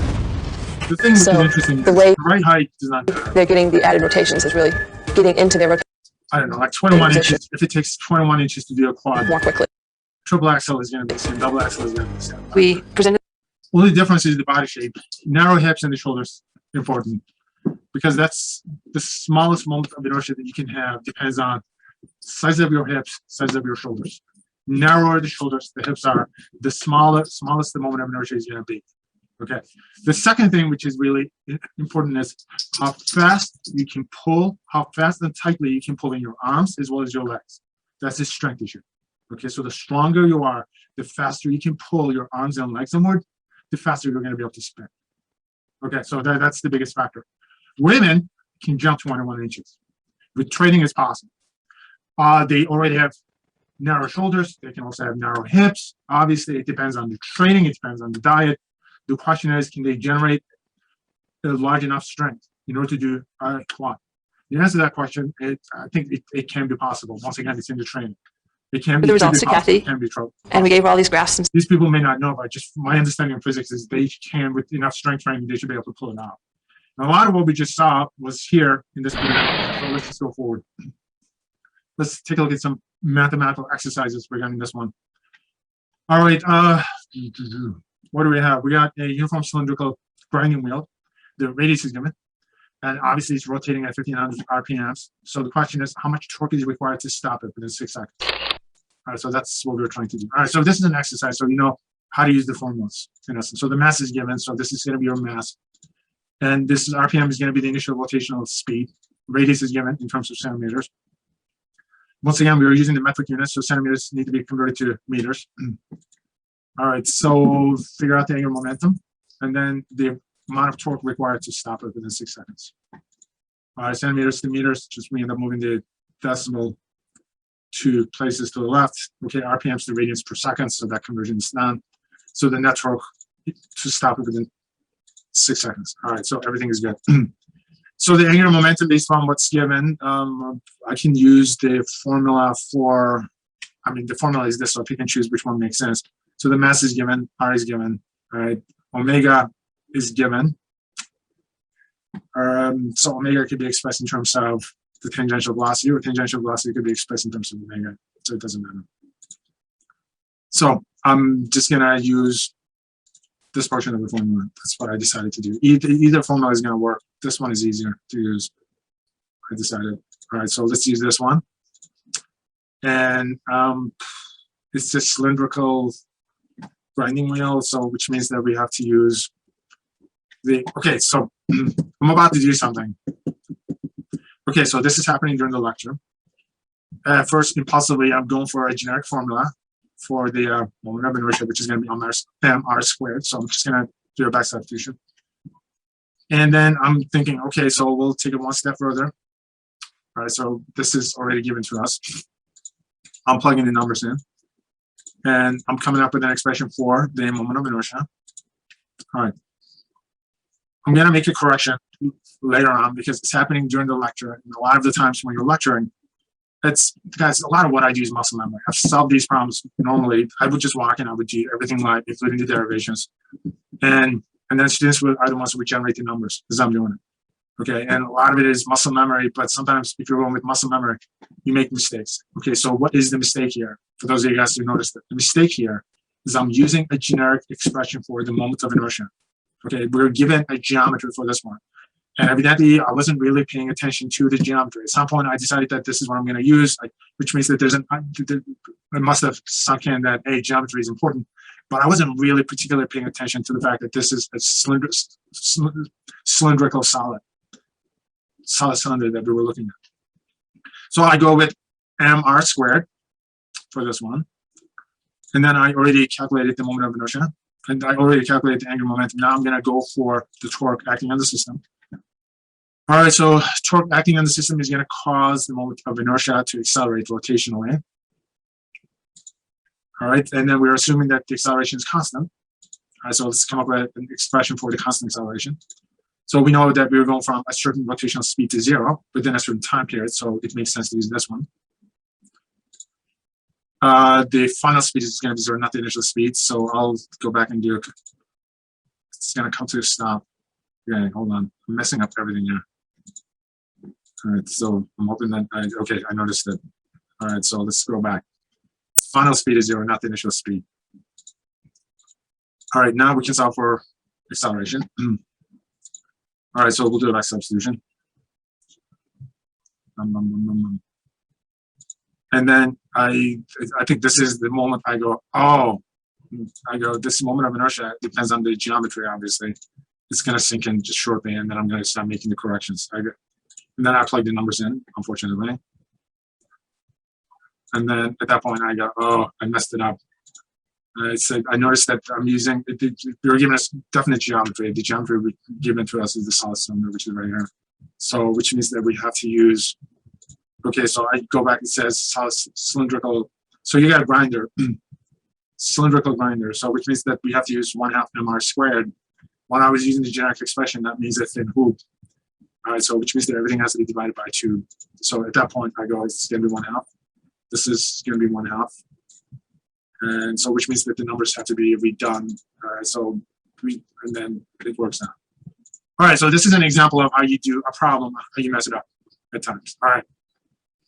On the test, when I'm grading, once again, I check to see if a lot of the times, unless it's multiple choice, if it's multiple choice, obviously if you get the number wrong, it's wrong. It's not going to count your work.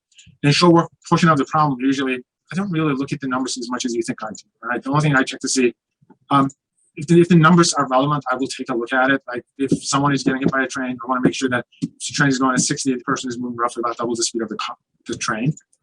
because sometimes I want you to interpret stuff. Here, you can't really interpret the numbers, but I check to see the general look is, do you know how to do it? Are you able to show work and be able to justify it? All right. And sometimes if you mess up the moment of inertia, because, you know, it's a test, sometimes people have a hard time paying attention. I'm much more understanding as long as I can see what it is that you're trying to do. All right, so notice that it's easier to catch mistakes when there are no numbers involved. We were able to go back and make a few corrections immediately. Okay, so now let's focus on this one. Okay, so we kind of know the physics conceptually, but there's slightly more, there's more to the story than the conceptual stuff, which is going to come out of this one. All right, so she's able to increase her spin rotation rate, obviously by reducing her moment of inertia, right? So if the initial moment of inertia is given, what's the final moment of inertia, right? So that's what we will come up with. And how does she physically accomplish this? All right, so I think we will build upon this solution. So what do we know? We know her initial rotational speed, half a rotation per second, revolution per second, rotation per second. It goes from half to 3 rotations per revolutions per second. And she's able to do that by reducing her moment of inertia. So the initial moment of inertia is going to go down. So she's going to reduce the moment of inertia in essence by pulling her arms in. That's how she's going to do it. So there's no external torque acting on the system. So the angular momentum is going to be constant. And this is more of a math exercise. So we're looking for the final moment of inertia. So final moment of inertia is going to be smaller than the initial moment of inertia. All right, so the initial one is 4.6, the final is going to be less than 1. So that's what happened. So she was able to reduce her moment of inertia. And she was able to do that by pulling her arms in, right? All right, so what happened to her kinetic energy? So that's what we're interested in. So when she pulls her arms in, what happens to her rotational kinetic energy?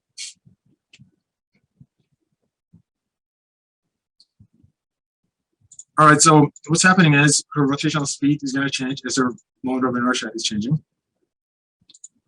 All right, so this is her final rotational kinetic energy. This is her initial rotational kinetic energy. So, which means that she ended up gaining rotational kinetic energy.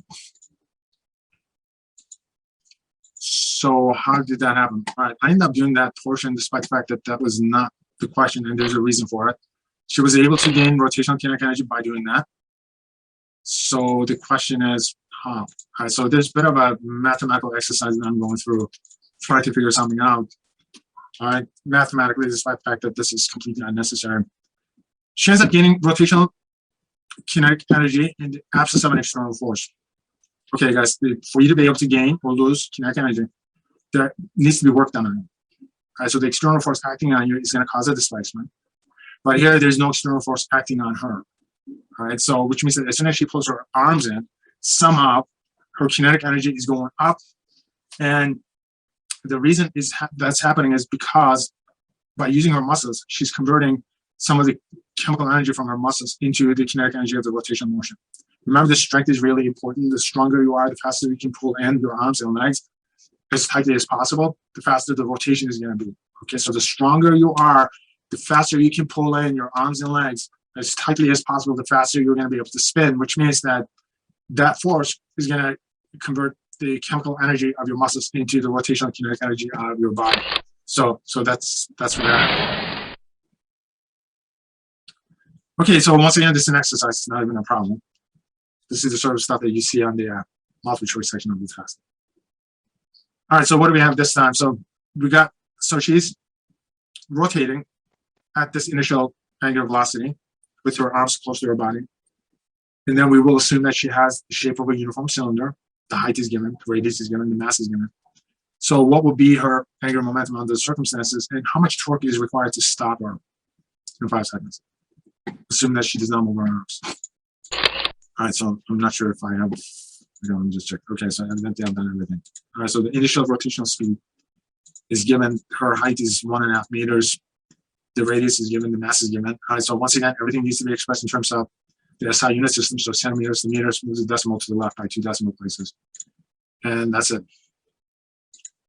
What's her angular momentum, and what's the amount of torque required to stop her within 5 seconds? All right, revolutions per seconds to radians per seconds, and all the conversions are done.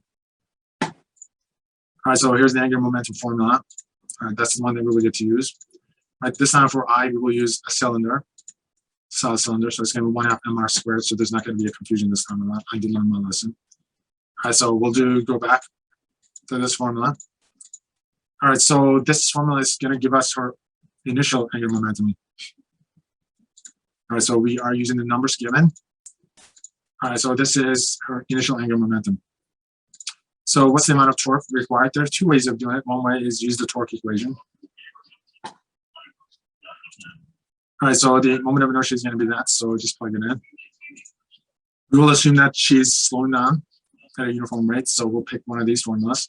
So she's got an initial angular velocity, so within a certain time period, it's going to be 0, so let's pick that formula. And isolate alpha from there, so the final velocity is going to be 0. And then let's do a back substitution. All right, it's going to give us a negative torque. In this case, the negative torque is not necessarily, it's not related to the direction. It's just the torque is going to be in the opposite direction of the rotation in this case. All right, so here's the final expression. Okay, so we got the mass, we got the radius, we got the initial speed, we got the time. Just plug the numbers in, and we're done. Come up with an expression, mathematical expression that we won't be able to relate to, but there's a number that we generate.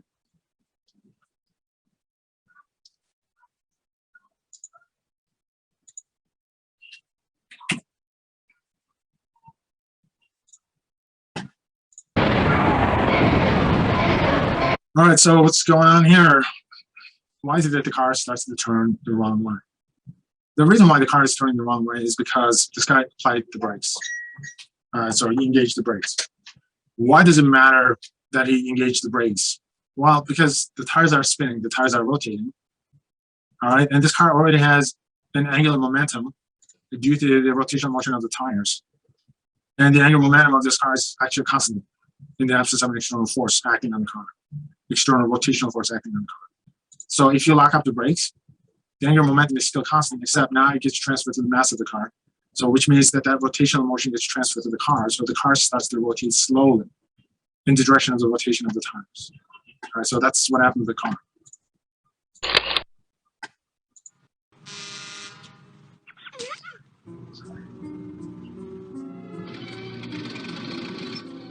Party in your slingshot. No, sir. I see it in your back pocket. Just don't stretch it out. I was once a boy, and like all boys... You like all boys? Shut up! A child is in danger under my aegis.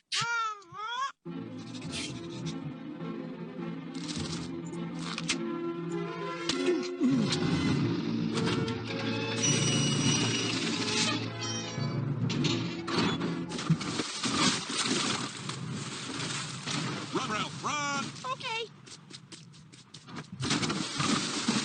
Time to do what I've never done as principal. Something.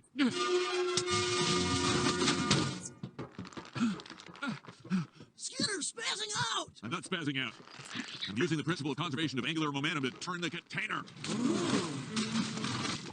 That is so cool. That's the kind of stuff they should teach in school. We do teach it in school. You're too busy eating sugar snacks and horsing around. He's right. Learning can teach you things. Education rules.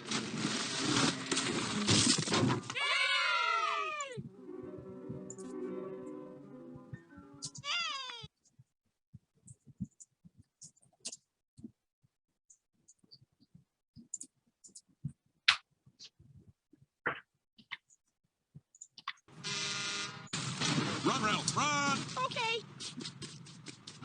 Skinner's spazzing out.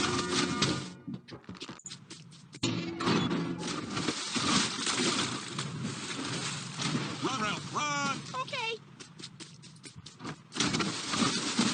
Time to do what I've never done as principal. Something.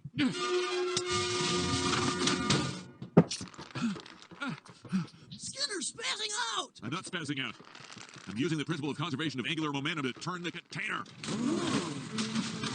Okay, so he's turning the container. Notice that he's initially this system and system of two interacting masses. Initial total angular momentum of the system is 0. All right, so as soon as he starts to run in the clockwise direction, the container is going to start to rotate in the counterclockwise direction, right? This is a smaller mass, it moves faster. This one is a bigger mass, it doesn't move as fast, but it's rotating in the opposite direction. So the total angular momentum of the system is still 0 in essence. So the total angular momentum of the system has not changed at all. This is a good illustration of the concept of angular momentum from Simpsons. Futurama and Simpsons found by the same guy had a physics degree, so he's a physicist. A lot of the Futurama, they use the time travel concepts from actual physics. Decades, the Winter Olympic Games has drawn people from across the world to marvel at breathtaking athletics on the snow and ice. One of the most popular events is figure skating. Athletes meld acrobatics, dance, and physics into mesmerizing performances. It is the sheer precision that separates the skilled athlete from the novice. Through years of tireless training, skaters must learn to understand and use angular momentum to become the best in their sport. Angular momentum is the product of a skater's moment of inertia and angular velocity and is represented by the letter L. When the skater is rotating with no net external torque acting on her, angular momentum is conserved. With her arms and leg outward, she increases her moment of inertia, which reduces her angular velocity. As she pulls her arms and leg inward, she is able to spin faster since her angular velocity increases while her moment of inertia decreases. And this is how skaters become champions.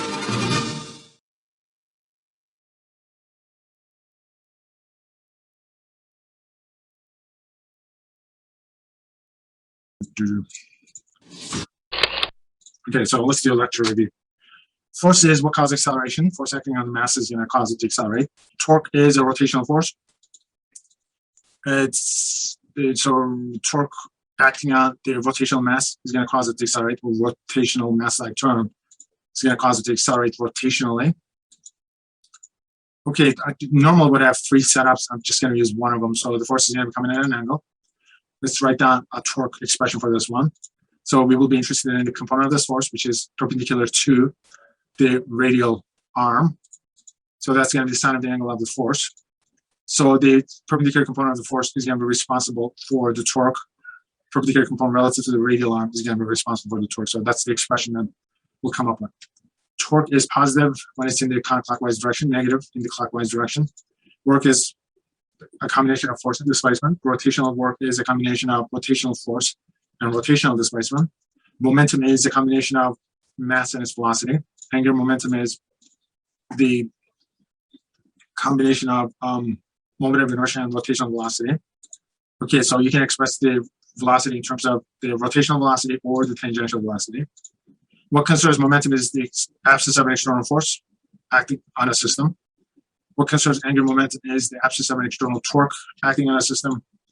So what happens to angular velocity if the moment of inertia is suddenly reduced? If you reduce the moment of inertia, it's going to increase the angular velocity. If you increase the moment of inertia, it's going to reduce the angular velocity. And what happens is rotational kinetic energy when the moment of inertia is suddenly reduced, the rotational kinetic energy is going to go up. So if the rotational kinetic energy goes up, where does the extra energy comes from when the moment of inertia is suddenly reduced? It usually comes from a conversion process. If you're using your muscles, obviously the chemical energy gets converted into kinetic energy. Okay, so what are the conditions for equilibrium? So that's something that we will get into shortly. All right. Hey, it's me, Destin. Welcome back to Smarter Every Day. So you in a mirror, watch Gigi go. So somehow, when you release a cat, within a very short distance, the cat is able to ride itself up. And notice that when the cat turns, when the cat rotates, the cat is able to stop the rotation completely.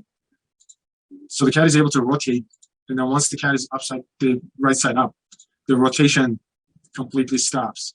All right, so how is a cat able to do that? It's something that this guy's gonna discuss. Okay, the first thing a cat does when it's falling is try to figure out which way is up. It does this either with a gyro in the ear or with its eyes. 3, 2. Ready to talk cat physics? All right, so check out this footage I captured with the Phantom Miro while Gigi goes to get a drink of water. So here's what's interesting about this to me. If you'll notice at the beginning of the drop, the cat is not rotating.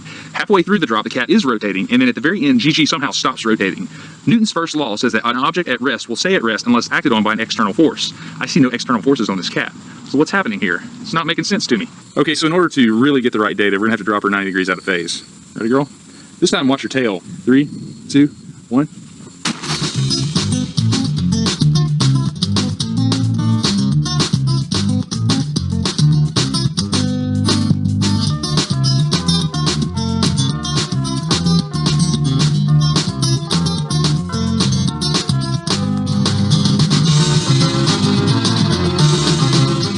Okay, so you think you figured it out? Check this out. You probably noticed that when the cat was falling, her tail was rotating in the direction opposite where her body was rotating. What's interesting about that is that that's not how it works. In fact, even bobtail cats can do this. It's called the cat riding reflex. I'll prove it to you. I came across some video from the 60s when the Air Force was researching microgravity for future astronauts. Turns out they took some cats up on parabolic flights. He tries to rotate his tail to flip over, but it doesn't work. He just ends up nutating wildly. Then he does something interesting. He takes his back and he bends it. And when he bends his back and then creates motion, something interesting happens. Ah, now we're getting somewhere. So let me show you one more cat flip with the Miro and we'll figure this out. Okay, the arch back ends up being pretty important. What he does is he divides his body up into two separate rotational axes that are tilted from one another. When he's released, he pulls his front paws in and does the ice skater trick. He decreases his moment of inertia in the front so he can spin fast up there. But in the back, he pushes his legs away from him, increasing his moment of inertia. So a really large twist in the front equals a really small twist in the back in the opposite direction, and the torques equal out. So as soon as he gets his front paws in under him, all he has to do is extend those legs back out to increase that moment of inertia and stop the front twist, and extend his back legs along that rear axis. That allows him to twist those around really fast, and then all he has to do is pull them back in under his body, and then extend all four legs and brace for impact.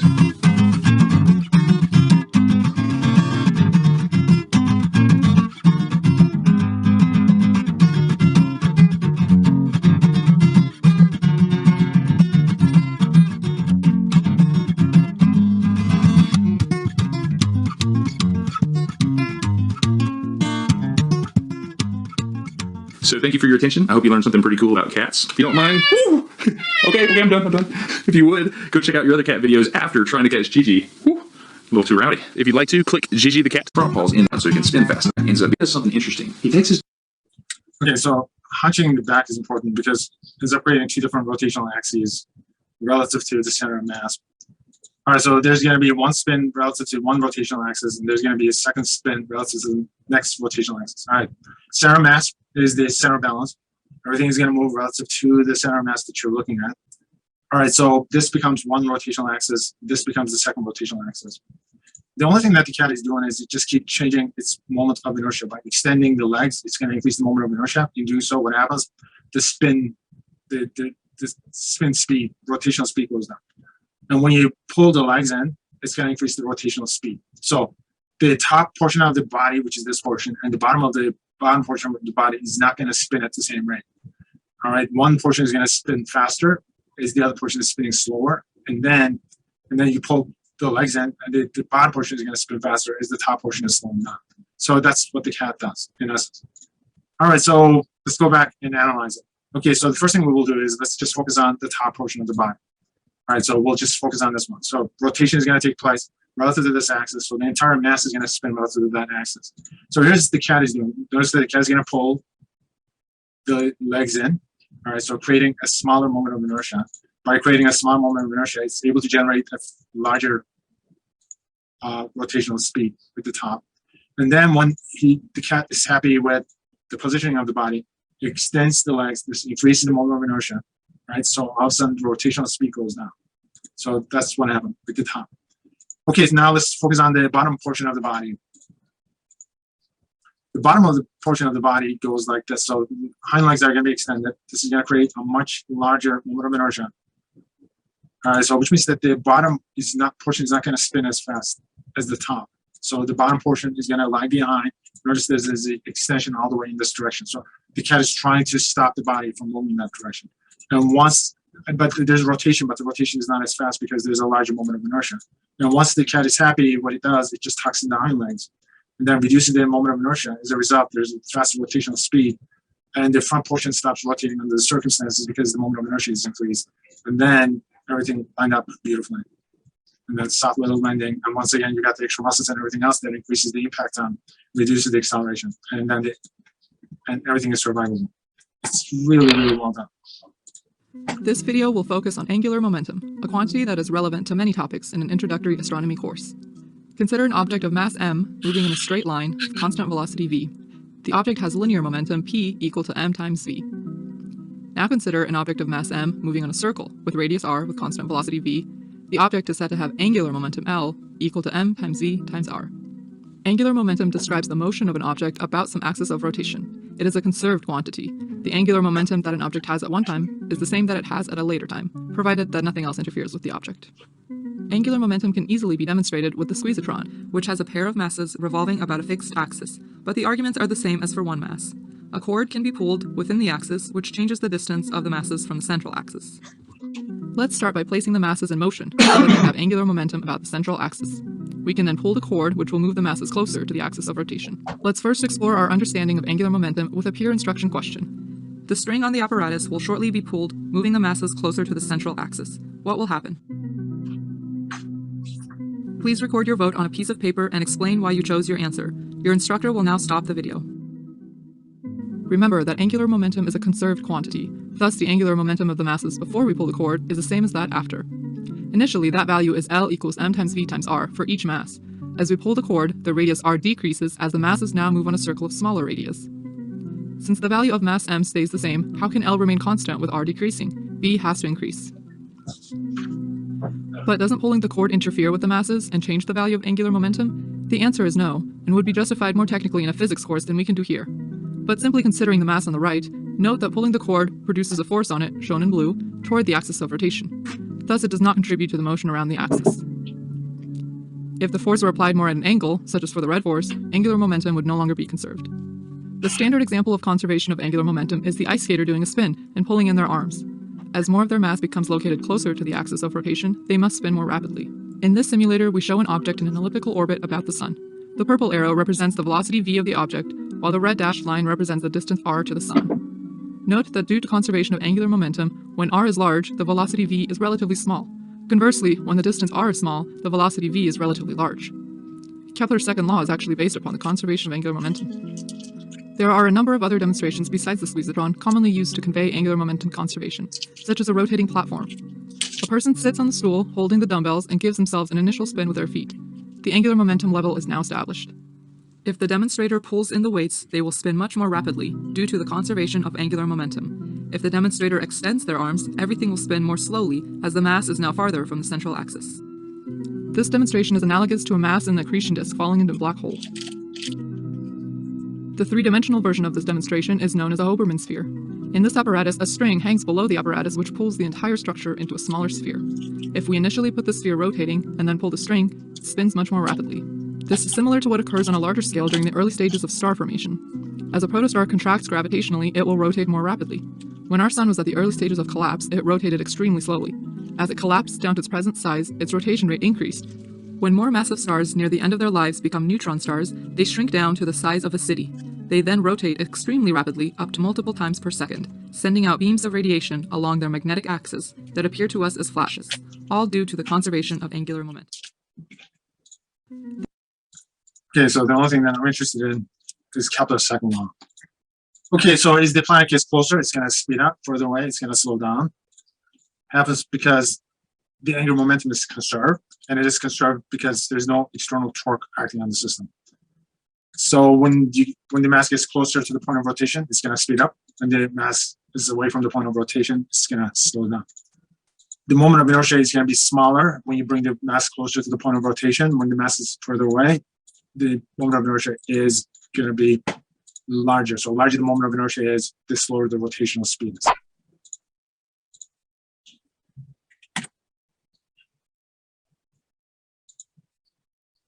But despite this legacy of engineering, Cascades often fall victim to the forces of gravity. Luckily, serious injuries are rare, and only one person has died in the last 100 years. When a tower falls, Cascaders have a word for it. They call themselves Yenyu, or firewood. Each group has their own rehearsal building, where they practice year-round.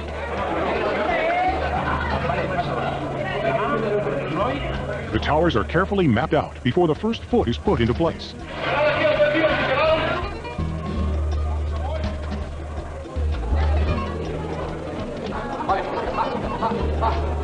The towers range from the simple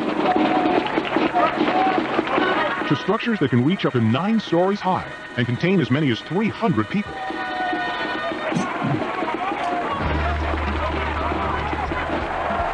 More than 30 groups from different provinces face off in the country's various competitions.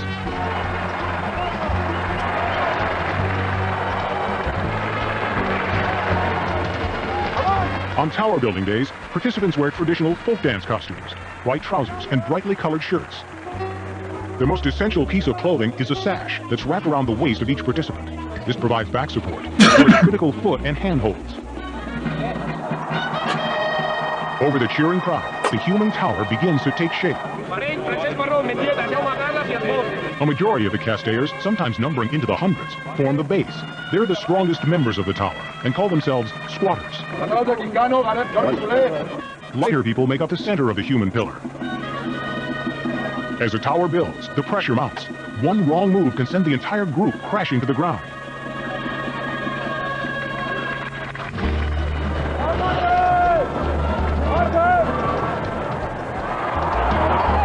Nine-story falls notwithstanding, a successful Castay is always crowned by a fearless child who scrambles to the top of the heap.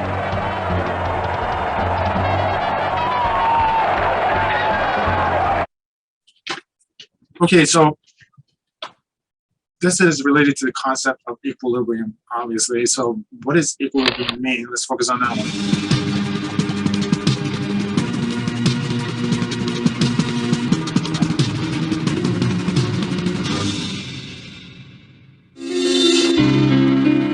From Olympic champion Evan Lysacek. Imagine what it's like to hurl your body in the air and rotate 4 times.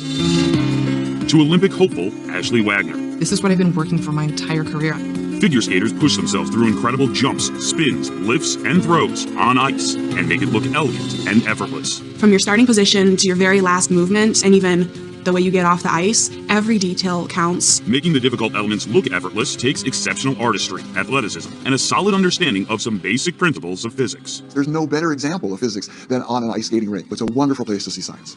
T+5. Brad Orr is the head of the physics department at the University of Michigan and has been funded by the National Science Foundation. Orr explains that good balance or stability is basic to everything a skater does, and that begins with an understanding of the center of mass, the balance point in which an object's mass is concentrated. This is easiest to see in a completely symmetric object like a basketball. The center of mass is at the center of the sphere.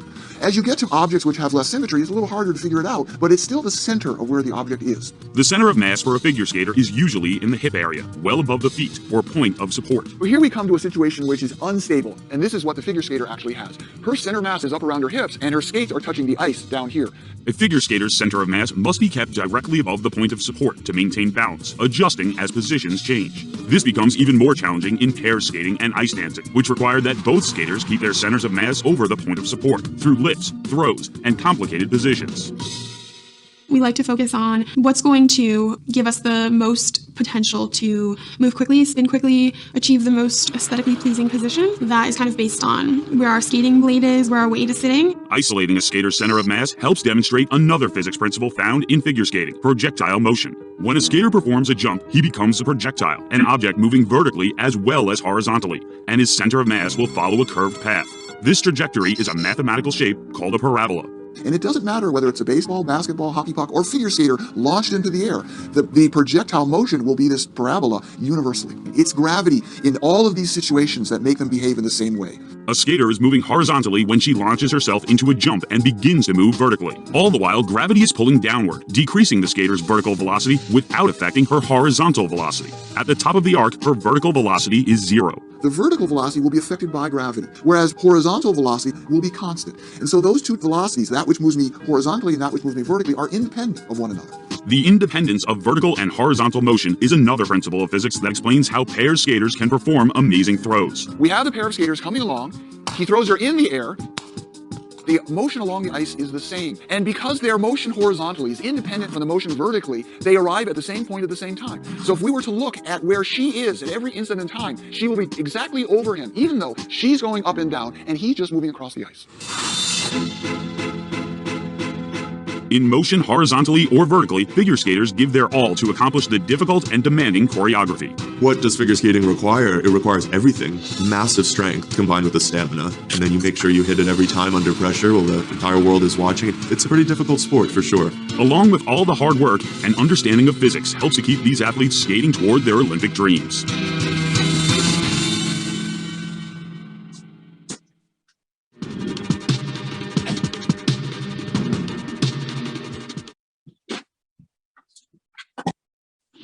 Vertical velocity is 0. The vertical velocity will be affected by gravity, whereas horizontal called a parabola.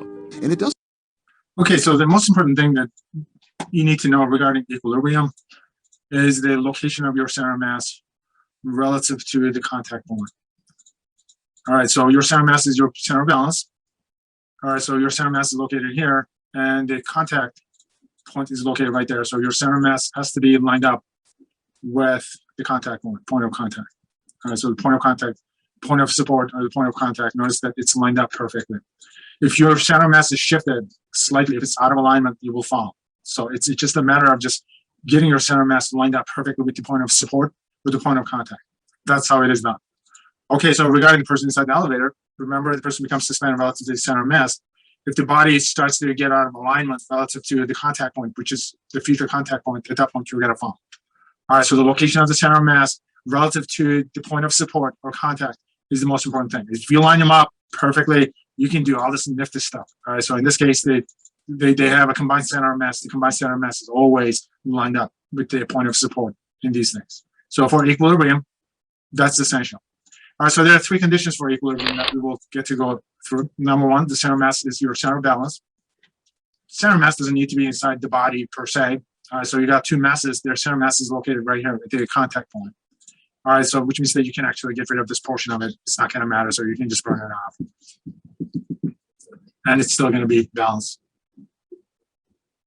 So the entire system is balanced relative to the center of mass. Okay, and then the center of mass is obviously lined up with the point of contact because they're on top of each other right there. Stable. All right, so now we got three conditions for equilibrium. Unstable. That this guy's going to go through: stable, unstable, and neutral. Neutral.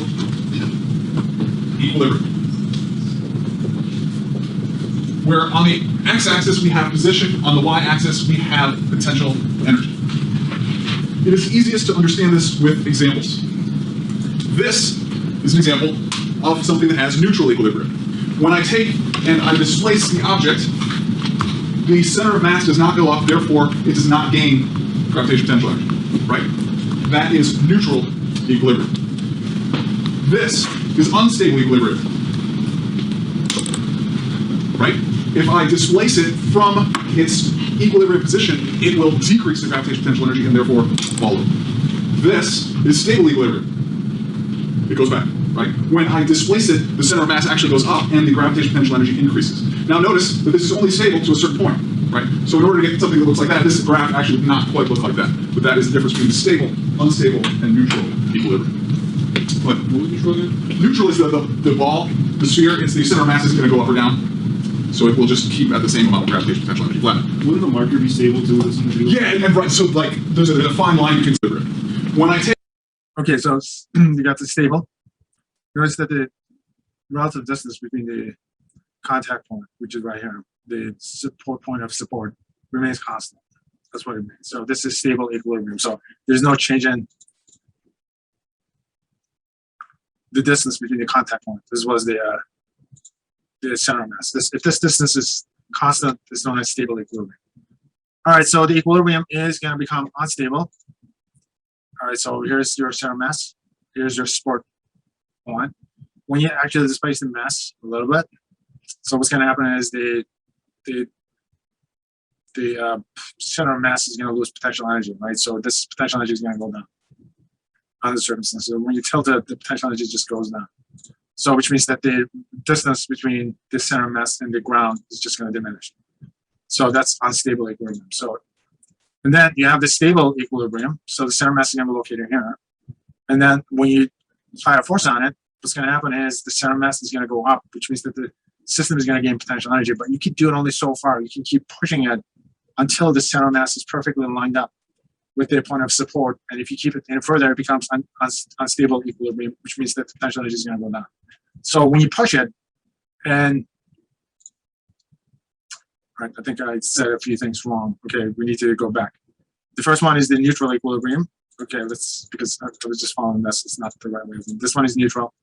The potential energy of the point of getting too tired for this lecture. All right, the potential energy of the center of mass is not changing. It becomes unstable equilibrium because when you displace the system from its equilibrium position, the potential energy of the center of mass is going to go down, which means that the system is going to start to fall sideways. If it's neutral, if it's stable equilibrium, all right, so when you displace the system relative to its center of mass, the center of mass gains potential energy goes up all the way until the center of mass is perfectly aligned with the point of contact or the point of support. And then if you get past that point, the system becomes unstable. So which means that it's gonna fall. All right, so that's it. If a body remains All right, so stationary in its position, so you got the neutral equilibrium, which means that this, when you displace the system, the center of mass is going to maintain a relative constant position relative to the point of contact. So that one is neutral. is in neutral equilibrium. When we move a ball along the surface of a hemispherical bowl, forces will appear. All right, so this one is unstable because notice that the potential energy of the center of mass decreases. So that means it's going to be Tend to unstable. make the ball move farther away from the position of equilibrium. We can therefore say that a ball on the top of a sphere is in unstable equilibrium. When we now move the ball All right, now this one is going to be a stable equilibrium. So when we displace the ball from its equilibrium, it's going to gain potential energy, right? slightly to one side, forces appear that will make the ball return to its original position of equilibrium. Right, so it gains potential energy and then it turns into kinetic energy and then turns back into potential energy, and through friction it goes back to its, through friction it goes back to its original position. So this one is stable equilibrium. We'll say that at the bottom of the ball is in a position of stable equilibrium. If a body remains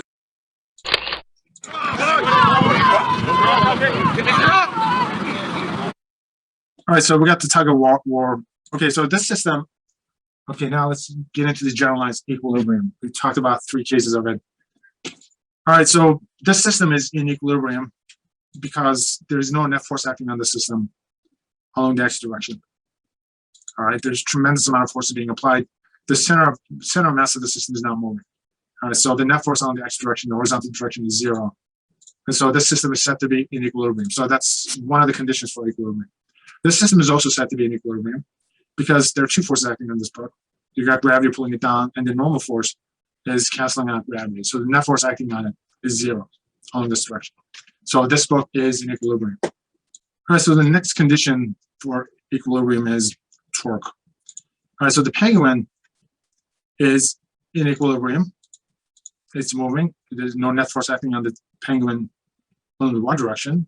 And believe it or not, there's no net force acting on the penguin along the directional motion either. It's moving at a constant speed in a straight line.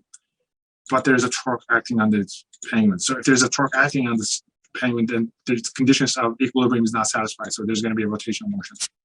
So just because the net force acting on a system does not mean that the system is in equilibrium. All right, so the forces are going to be applied either to the center of mass. If they're applied to the center of mass, the net force is 0. If they're applied relative to the center of mass at some distance away from the center of mass, the net force, even if the net force is 0, the torque may not be 0. If that's the case, the system is not going to be in equilibrium. So the conditions for equilibrium, the net force has to be 0 along the x, y, and z directions. On top of that, the net torque has to be 0. So which means that there's no net spin force acting on the system.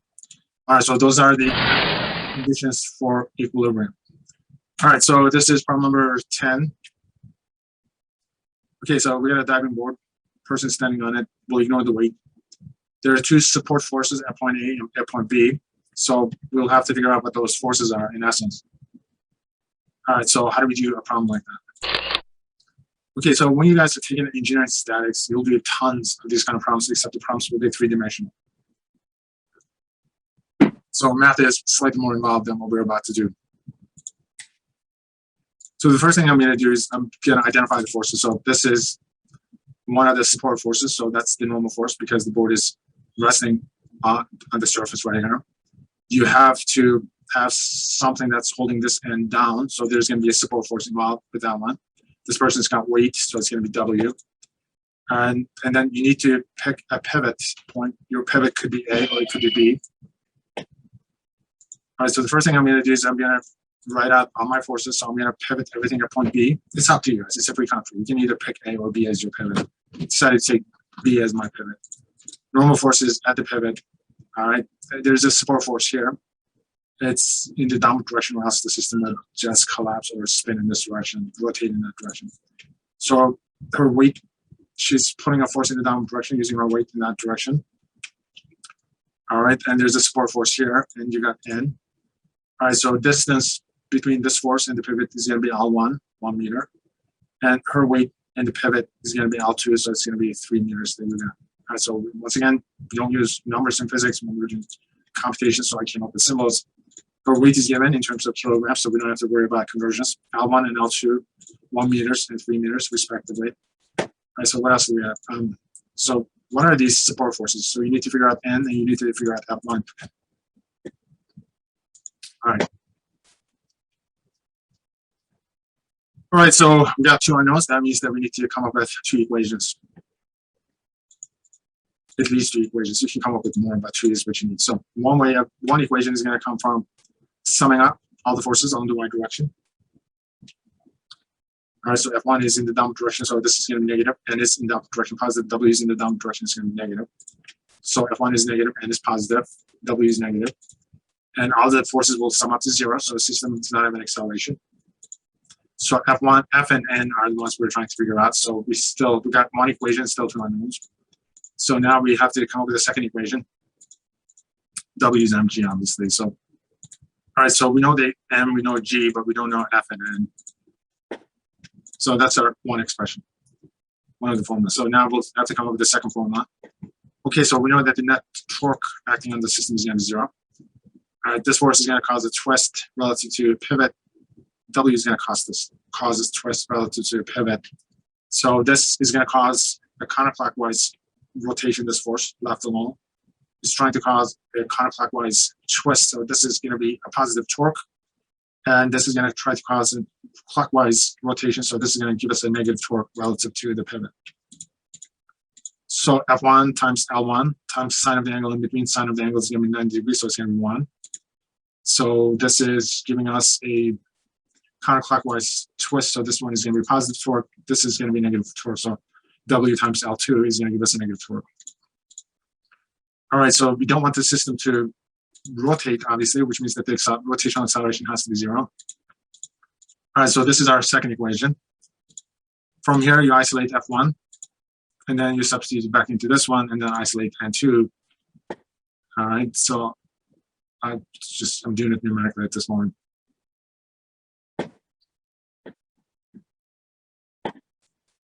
All right, so F1 is going to get substituted into the previous equation right here. So for N. And normally I would use symbols for that one, but I'm trying to make a point here. And then just plug the numbers in and you're done. All right, so that's how it is done. All right, guys, with the lecture. It's like when a school bus crashes. Video. All right, so the couple of things left to investigate. One of them is this school bus rollovers. All right, so the question is, would the school bus roll over first and slide up the road, or would it slide up the road first and then roll over? The reason why I'm asking that question is because, I mean, if you're watching a documentary like that, notice that people tend to be extremely cautious about school buses. And is that sort of caution justified, per se? I mean, how easy is it for a school bus to roll over? Do they like exceed the speed limit and still be okay? So that's one of the things that we will get to investigate. So speaking of rollovers, what's up, guys? I'm a beautiful Dubai. At the maximum speed at which the rollover is about to happen. So when you reach that speed, the maximum speed at which the rollover happens is the vehicle is going to be balanced right on 2 wheels, just like that. All right, so believe it or not, the center mass of this vehicle is going to be lined up with the point of contact points on both wheels. All right, so if you exceed this speed, obviously there's a rollover. If you stay under the speed, there's no rollover. Right at that speed, the rollover is about to happen. Okay, so because you guys are taking engineering physics, let's make this a little bit fun mathematically. All right, so today's lecture is going to be somewhat mathematical. Here's a standard physics problem for you. This is a ladder. Obviously, it's set at an angle. It's leaning against this wall. This is the length of it. And we'll turn this into a problem, bunch of numbers given. All right, so it's leaning against this smooth wall. Okay, so that means something that we will have to unpack. And the length is given 20 feet. It weighs 50 pounds, set at an angle of 60 degrees relative to the ground. So determine the value of the forces acting on it from the ground and the wall. Right, so what does it mean? Determine the value of the forces. For you to be able to do a problem like this, you should be able to visualize the forces first. All right. I mean, if you have no idea what's going on, obviously, this is not a problem that you can solve. you need to kind of identify the forces. So center of mass is going to be located right at the center of geometry. So the weight is going to be applied to the center of mass. It's leaning against the wall. It's also resting on the ground. All right, so which means that we will have some support forces acting on it from the ground. All right, so it's leaning against the wall, so there's going to be a push in this direction. This is a support force. This is a normal force in reality. All right, I don't know why I decided that it should be P. There's going to be a friction along this direction. So this is a ground force. G is short for ground along the X direction. And there's G along the Y direction. Once again, the ground force is going to have two components. One of them is along the X direction. The other one is going to be along the Y direction. Realistically speaking, this would be the static frictional force, and this would be normal force, and there would be a normal force here as well. All right, so P is the push from the wall, because I'm coming up with new letters, so I'm instead of the standard ones, I'm forced to explain it. So G is the force from generated by the ground. It's going to have two components. W is the weight of the ladder. W didn't require an explanation, but G is the ground force, and then this is P is the push from the wall. Okay, so P and G would be the normal forces. L is given in terms of feet. W is given in terms of pounds. So we want P, we want the X component of ground force, and we want the Y component of the ground force. So what do we have? We got three unknowns, right? So what that means is we need to come up with three equations to solve for three unknowns. So theta is set to 60 degrees. We're doing the conversions to the metric units, standard international units. So three unknowns, meaning three equations. All right, so we can generate three equations easily using the equilibrium conditions. So sum up the forces along the X direction, sum up the forces along the Y direction, and then take a look at the net torque. In equilibrium, the net force has to be 0, and net torque has to be 0. So that should give us three equations or three unknowns. All right, so that's what we'll do. So sum up the force along the X direction. This one is along the X direction, so is this one. This is positive, this is negative, and they should add up to 0. So P and G sub X should be the same. All right, so they are the same. So that's my first equation. And then I'm going to sum up the forces on the Y direction. G sub Y is Y component is in the upward direction. W is in the downward direction. So they should add up to 0. So that's my second equation. And then that's it. The third equation is going to come from torque. Okay, now we got problems. Okay, so the torque equation requires that you need to pick a pivot. Okay, so how do you want to pivot this? Do you want to pivot it right here? Do you want to pivot it at the center of mass? Or do you want to pivot it at that point? Okay, so where you want to pick your pivot is a personal choice, obviously. And I usually would pivot everything at where the most forces are. All right, so I'm just going to put my pivot right here. There's a reason for it, so I don't have to worry about these two forces. All right, because if I figure out what P is, automatically I know what the X component of the ground force is. And obviously, if I know what W is, obviously you know the answer for this one as well. Okay, this is going to be the same as W. So if you know W, you already know this. So in my torque equation, if I could get rid of these two, it's going to make my life easy.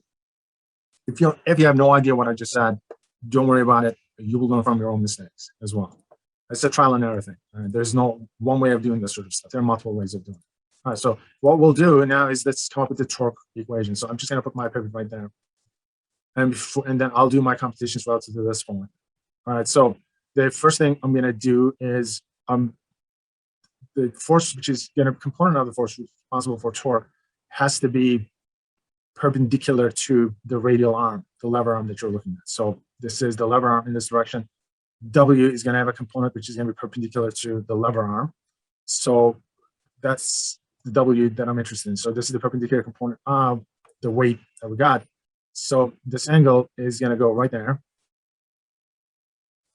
All right, so if that's the case, I'm interested in this component. So this would be the cosine of the angle of W that you are looking at. That's going to be the perpendicular component. Notice that it's not automatic sign. It depends on where this angle is going to locate itself within the geometry. So you cannot use these formulas blindly. All right, so so this is the force which is going to be responsible for the clockwise rotation. So the torque due to the weight is going to be a negative torque. Then I'm going to take a look at the torque due to this one. Once again, I'm interested in the component of this force, which is going to be 90 degrees to the radial vector in this direction, or the lever arm. So, which means that I'm going to be interested in the component of this force, which is going to be 90 degrees. All right, so this is the length. This is half the length. I'm just setting it up. Evidently, I'm placing my pivot right here. I'm looking at the torque using this one. So it's going to cause a negative torque. So we're done with that one. All right, now we're going to be looking at the torque, which is going to be caused by this one. All right, so this angle that you're looking at is going to be located here. So the perpendicular component of this force is going to be over here, which could be, it's a vector. So which means that you can move it any way you want. You're allowed to move it anywhere you want, provided that you don't change the direction or the magnitude. So I'm just going to move that vector right here. This becomes a perpendicular component P. And in this case, it's going to be opposite over hypotenuse. So this is going to be P of sine of the angle that we got. So that's the perpendicular component that's going to be responsible for a twist in the counterclockwise direction. So that's going to give us a positive torque, if that's the case. So this distance, which is L, all the way down to the pivot, all right, times W, and not W, times P times the sine of the angle, is going to be responsible for. Okay, now we got 3 equations and 3 unknowns. That's it. So the rest is algebra. I don't know how much of the algebra I'm going to do. This one is straightforward. So the y component of the ground force is going to be the same as W. mg, so you can plug the numbers in, but that's not a big deal. And then x component of the ground force is going to be the same as P. Well, we don't know what P is, but we can figure out what P is from this equation. We know what L is. We know what W is, obviously. It's going to be mg. All right, so we know the angle. The only thing we don't know is P, so just isolate P out of this one. All right, so cosine theta divided by sine of theta is going to be the cotangent of theta. So just plug the numbers in. It just gives you a number, so it's going to be 15 pounds. Now that we know what P is, you can figure out the ground force on the next direction, which happens to be that. Same as that, 15 pounds.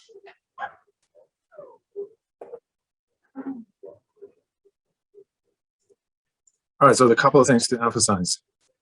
Okay, something like this would be a cute test question. Also, there's a lot of ways of doing this and making it a richer experience for those of you guys who are taking this course. Okay, number one, I could make this much more realistic. Here's your weight. This would be the normal force from the wall. This would be the friction. This would be the normal force from the ground. All right, so whatever this is the frictional force, and this is the normal force from the ground. I could easily ask you what the coefficient of friction is under these circumstances. What is the coefficient of friction?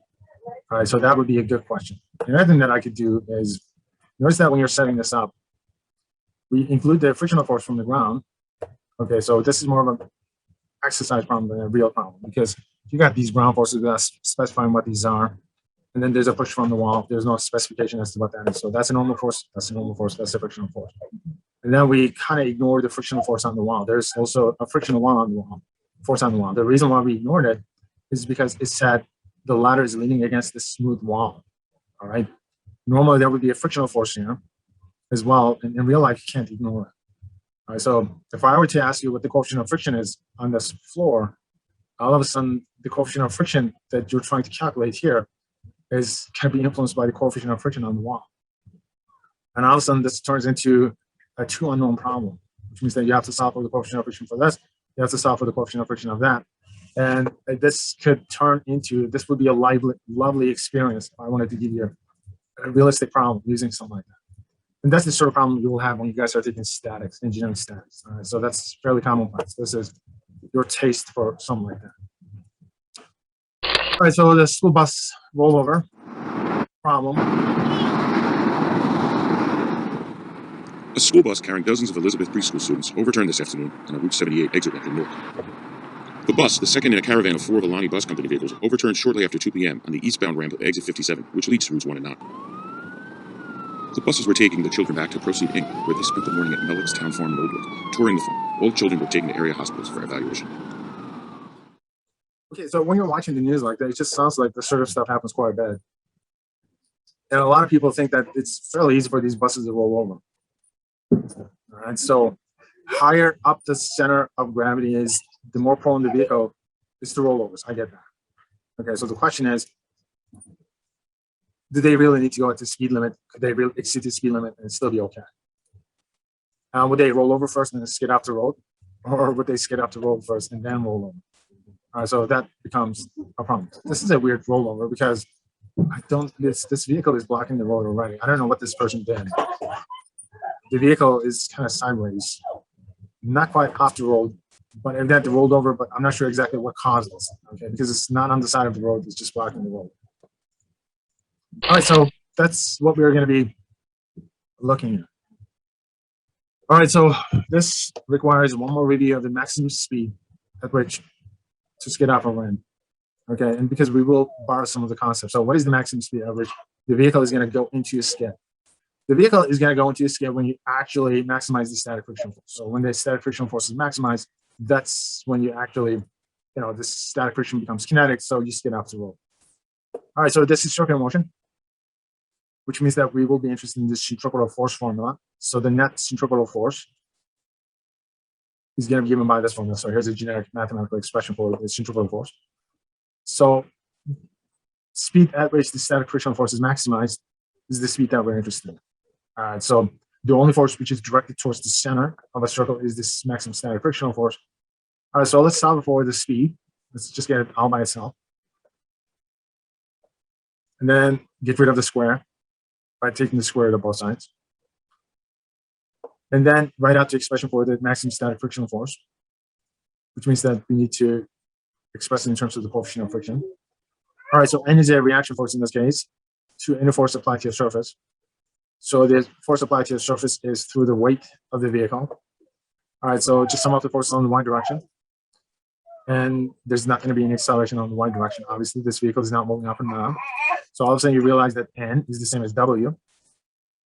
All right, and so now we do a back substitution into the maximum speed formula, only to realize that the mass of the vehicle is not going to matter. So the bus, the train, forget the train, the bus, the motorcycle, Ford Temple makes no difference. The maximum speed at which you can negotiate a ramp is going to depend on the radius of curvature of the ramp. It's also going to depend on the quality of the tires. That's it. For a given quality, identical quality, the only thing that matters is the radius. All right, so based on that, they come up with a number, I don't know, like 65 miles per hour. They bank the road, so you can negotiate at 70. And so if you get up to or exceed this maximum speed, obviously the vehicle is going to go into a skid in essence. So the question is, are these vehicles designed to skid off the road first, or are they designed to actually roll over before approaching this maximum speed? And I'd be more interested in the buses, school buses. All right, so are they designed to get up to the maximum speed without rolling over? Is it possible for them? All right, so this is the question that I decided to investigate. Guys, So, beautiful. once again, we dealt with that. So when you reach the rollover speed, the vehicle is going to be balanced on two side wheels. Let's just move just like that.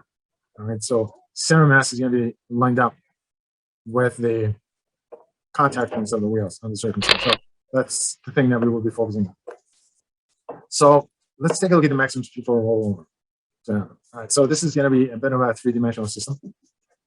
All right, so I'm going to do a two-dimensional representation of it. I'm placing the center mass right here. All right. All right, so this is the height of the center mass, the location of it. This is the vertical height. D is going to represent the distance between the wheels. I think I'm just going to look at the distance between the center mass of the wheels. So you got the first and the second wheels. This is actually Q. And we are doing a circular motion. All right, so that's the radius of the curvature. All right, so at the speed that the rollover occurs, the entire weight of the vehicle will be on the second set of tires. All right, just you've seen the video. So what's going to happen is the vehicle is going to be balanced on this wheel. All right, this wheel is going to be off the ground in essence. All right, so once you make that connection, the rest is, I don't want to say it's easy, but the rest is actually cute. All right, so the maximum speed that we're trying to figure out is going to be related to the centripetal force. This centripetal force that we got is this static frictional force. It's not the maximum static frictional force necessarily. You're not maximizing it, because when you maximize it, it goes into a skid. This is just the frictional force that's going to keep the car on the road on that curvature. All right, so out of that, we can come up with an expression for a speed, not necessarily the maximum speed right now. It's just any speed that we will come up with under the circumstances. And then we get at this moment. Okay, Now it just feels like a familiar solution. You're thinking that, oh, I'm just going to put down the formula for the static frictional force. It's going to be mu sub s times n, and then you'll just crunch through the computation. Not so fast. Okay, so you won't be able to do that. There's a reason for it. That formula is reserved for the maximum static frictional force, and we don't have a magical formula for generalized static frictional force. We got a formula for the maximum case and nothing else. So all of a sudden this becomes a bit of an unknown. So the question is, so we won't be able to use the standard formula for it. So which means that this is an unknown. So which means that we need to figure out a way to compute this. Now this is where it gets interesting. All right, so I'm gonna use the torque formula for this one. Okay, this one is gonna be interesting. All right, so your pivot, the center of mass is, everything is gonna be computed relative to center of mass. All right, so your pivot is gonna have a projection along this axis, the radial axis or x-axis, I don't care. And your pivot is also gonna have a projection along the y direction, along this direction. Okay, so what we're gonna do is we're gonna be looking at the torque relative to the center of mass. All right, so this pivot is going to be half the distance between the tires. All right, and then we're going to take a look at the torque, which is going to be caused by the normal force in this case. Not W, but the normal force. W is applied to the center of mass. It's not applied to the wheel. So you're not going to see that. All right, so there's only one force acting at this point. At this point, that's going to be the normal force, the reaction force that you got. And reaction force is displaced relative to the center of mass by this much. So this is your lever arm, and this is the applied force. All right. So n times the lever arm, n times the lever arm. Yeah, okay, that's fine. Times the sine of the angle in between, which is going to be 90 degrees, is going to give us the first torque, and this torque is trying to cause a twist in the counterclockwise direction. So this is going to be a positive torque in essence. So we came up with one single torque expression. Now we will come up with a second torque expression. All right, so there's a second force acting on the tire. So it's the frictional force pointing to the left so that the wheels are not sliding in this direction. And this frictional force is going to be located relative to the lever arm. So the projection of the center of mass is right here. So it's going to be h, distance h away from this force. All right, so this is going to be causing a second torque, and the second torque is going to be in the clockwise direction. So clockwise direction is taking the negative. So that's our second torque that you got. So it's going to be h times f times the sine of the angle in between. The angle in between is 90 degrees, so sine of 90 is going to be 1. So this is our second torque expression. Now let's take a look at the net torque. All right, so this one is a positive torque. This one is a negative torque. Hey, where are you going? Okay, so. And then ideally, we don't want the system to actually rotate, obviously. So what we'll do is we'll make the net torque 0, so which means that the system is going to be in equilibrium up until that point. All right, so from here, you can come up with an expression for F. So F is your frictional force. All right, so this was actually Q. All right, so that's our frictional force expression. So once we know what the frictional force is, the only thing you have to do is just substitute back into this formula. And boom, boom, boom, boom, boom, boom, boom, boom. All right, and now let's check to see if there's anything that we can get rid of. We've got the mass here, and we have N here, and this is a reaction force, swinging force against the surface. And obviously, this mass is going to generate some weight, and that weight is going to be responsible for N. So, which means that we will have to continue with our adventure. All right, so, and it's something that we need to take care of. So now, take a look at the forces on the y direction, sum them up. There's no acceleration on the y direction. So N is the same as W, W is the same as mg.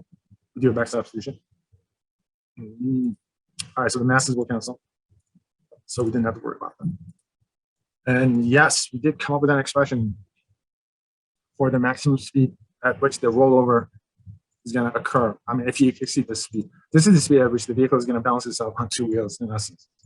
All right, now let's draw some conclusions. Okay, so larger the radius of curvature is, the higher the rollover speed is going. Okay, so we kind of need that, right? If it's a real sharp turn, it's not going to help. Okay, once again, the larger the separation distance between wheels, adjacent wheels, the larger the rollover speed is going. So which means that the vehicle is going to be balanced when the separation distance is large between the adjacent wheels. That's understood. All right, that's also commonsensical. H is the center of mass, the location of the center of mass. Okay, so higher up the center of mass is, the lower the rollover speed is going to be. So which means that SUVs are going to be prone to rollovers more so than the cars, and buses will be more prone to rollovers than the cars or the SUVs. So higher up the center of mass is, the more prone to these vehicles to rollovers. Okay, so we didn't come up with anything really interesting so far. We came up with stuff which is common sense. Honestly, you're thinking, okay, so the buses have pretty high center of masses, so they're going to be much more prone to rollovers. The question still persists: how likely is it that they will roll over before reaching the actual maximum speed that these ramps are suffering? All right, the actual speed is not the posted speed. The actual speed is usually 65 to 70 miles per hour. All right, and by design, these buses should be able to get up to 65 to 70 miles per hour without rolling over. So is that the case? All right, so which means that the investigation will continue at this point. Okay, let me check to see. Oh, I am so dedicated. Am I doing a second derivation? No, it's the same derivation, I think. Oh, all right, so it is the same. Okay, moving forward. So this is the formula that we came up with. So this is the speed at which the vehicle is going to balance itself on two side wheels. So that was a cute little exercise. So let's continue with the mind twister.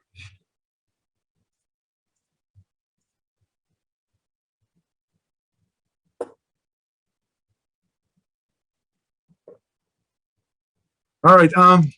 So the question is, will a bus get off a ramp before rolling over, or will it roll over first and then skid off the ramp? Okay, so that's what I'm interested in.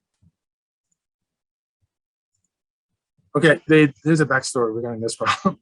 Number one is extreme frustration in city driving, because the bus drivers, not that it's up to them, I think the school districts set these rules and they're being overly cautious, and it slows down the traffic.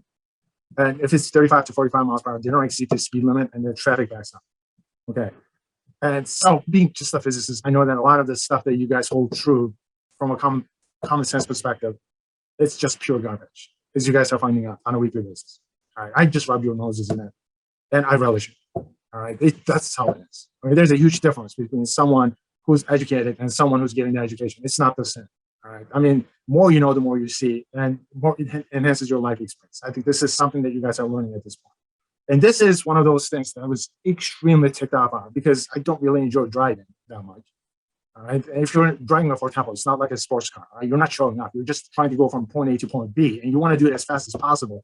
And you're at the mercy of the traffic, and that gets really frustrating. And when you see these school buses take their sweet times, like they get to a railroad crossing. I don't know how it is in Texas. Here, they have to stop, open the door, maybe sniff the air and stick their tongues out, check to see if the air tastes right. And then they have to and then close the door and then drive. It takes like 2 minutes. Entire traffic comes to a stop.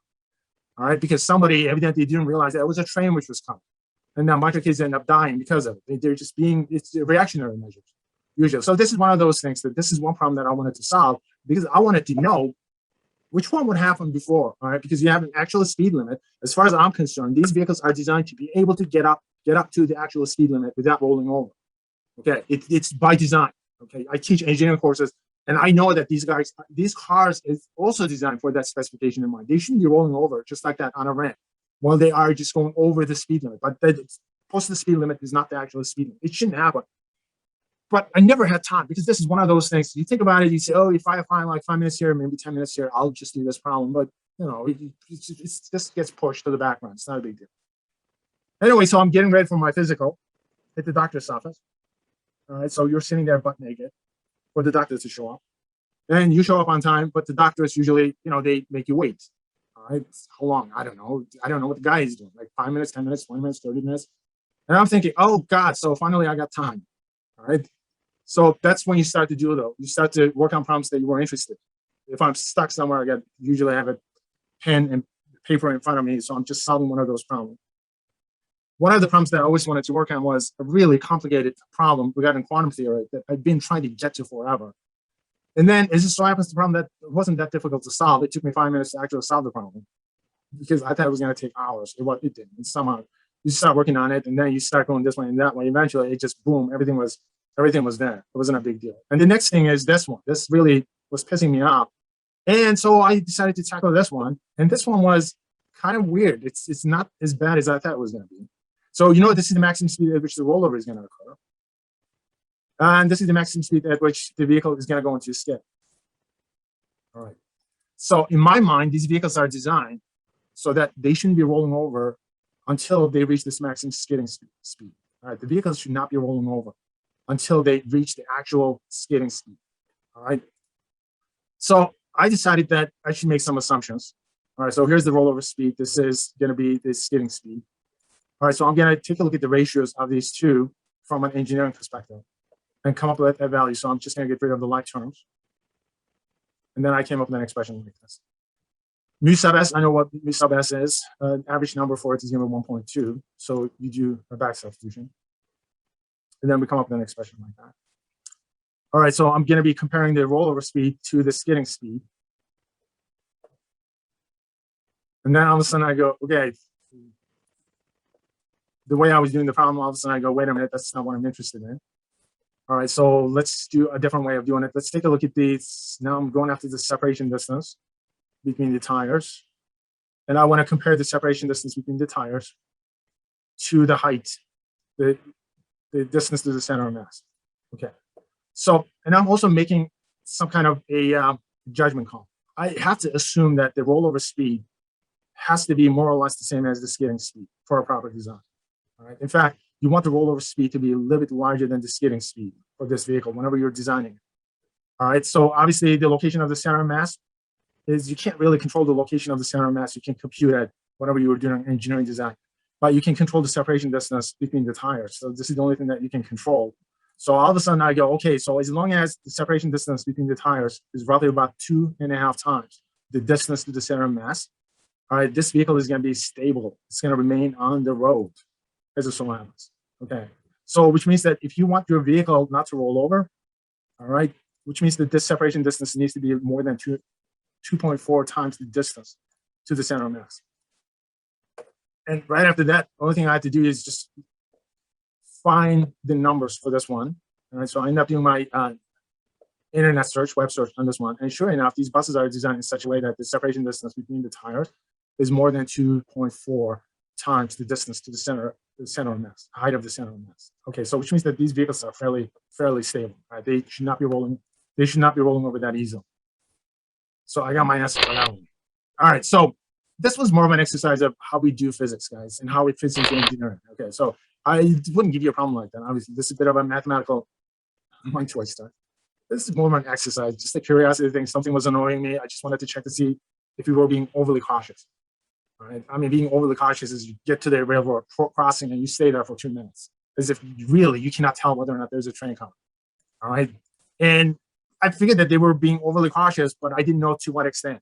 Okay. So these buses can go up to 60 miles per hour. They can go up to 70. I don't recommend that they go up to 70, obviously, but just going at the speed limit is just being overly cautious. All right. So that's what I wanted to show you. I also wanted to show you how it is done. Notice that I've not done any numbers when I was solving the problem. It's symbolic. You just think through a problem. It's a bit of a game. All right, so let's finish this chapter off. So what's a force? Force is what causes acceleration. So force acting on the mass is going to cause it to accelerate. Torque is a rotational force. All right, so torque acting on the moment of inertia, rotational mass-like term, or rotational inertia is going to cause it to accelerate rotationally. And you can either use the rotational acceleration or you can use the tangential acceleration for that. Simple torque equation, two-dimensional for the setup. The torque is going to be caused by the component of the force which is perpendicular to the radial arm or radial vector. So the component of this force, which is going to be 90 degrees to this one, is going to be the sine of the angle of this force. All right, so we'll move forward. Positive torque is a twist in the counterclockwise direction. Negative torque is a twist in the clockwise direction. Work is a force influencing displacement. And rotational work is torque influencing rotational displacement. Momentum is a combination of mass and its velocity. Angular momentum is the rotational momentum that could be expressed in terms of the angular mass-like term and angular velocity or tangential velocity and the radial distance relative to the point of rotation. Momentum is conserved in the absence of an external force on a system. Angular momentum is conserved in the absence of an external torque acting on a system. If the moment of inertia is suddenly reduced, is going to increase the rotational speed. If the angular momentum is suddenly, I have to forget it. What happens to the angular momentum if the moment of inertia is suddenly reduced? Nothing is going to happen to the angular momentum. It remains constant. Okay, so I don't think that's what I meant to ask. If you increase the moment of inertia, the angular velocity is going to go down. All right. So what happens to the kinetic energy when the moment of inertia is suddenly reduced? The kinetic energy is going to go up. Rotational kinetic energy goes up. So if that's the case, where does the extra energy come from when the moment of inertia is suddenly reduced? It comes from the muscles, and muscles will convert the chemical energy into the kinetic energy. Conditions for equilibrium, net force has to be 0. And the conditions for equilibrium, the net torque has to be 0. Quads. What's the trick behind a quad in a single jump? All right, so a number of things that we discussed. Jump height. Jump height is what is it? 21 inches, almost 2 feet. Doesn't make that much of a difference. It's just either double axle, triple axle, a quad. All of them are the same. The difference is how fast and how tightly you can pull your arms and legs in. Is the biggest difference maker, provided that you have extremely narrow hips and shoulders. Okay, so stronger you are, the faster you should be able to pull your arms and legs in. That's it. So it's a strength issue, provided that you have a properly narrow shoulders as well as hips. Okay, so that's how it is. Is somebody calling? Okay. Okay, so the narrow shoulders and hips are important because that's the smallest amount of moment of inertia that you can come up with, right? So that's the minimum moment of inertia that you can attain once you jump. So those are the biggest thing is the strength, obviously, provided that you have the right body shape. So if we have an object moving along a horizontal direction at constant speed, would that satisfy any of the conditions for equilibrium? All right, so if it's moving along a horizontal direction at a constant speed, which means that it's moving in a straight line at a constant speed, which means that it's not accelerating. So which means that the net force along that direction would be 0. So that's one of the conditions that's satisfying. And also, if it's not spinning, obviously there's no torque acting on that vehicle. If that's the case, obviously all conditions for equilibrium are satisfying. So we know that how fast the vehicle negotiates a ramp without going into a skid does not depend on its mass or its weight. So why do school buses drive so much slower than the rest of the vehicles on these ramps? Because they do have high center masses. Okay, so it makes them more prone to rollovers. But once again, these vehicles are designed in such a way that they shouldn't be rolling over that easily on these ramps. All right, they're designed so they would actually skid off the road first and then roll over. They shouldn't be rolling over while they were actually negotiating a ramp. So it shouldn't really happen.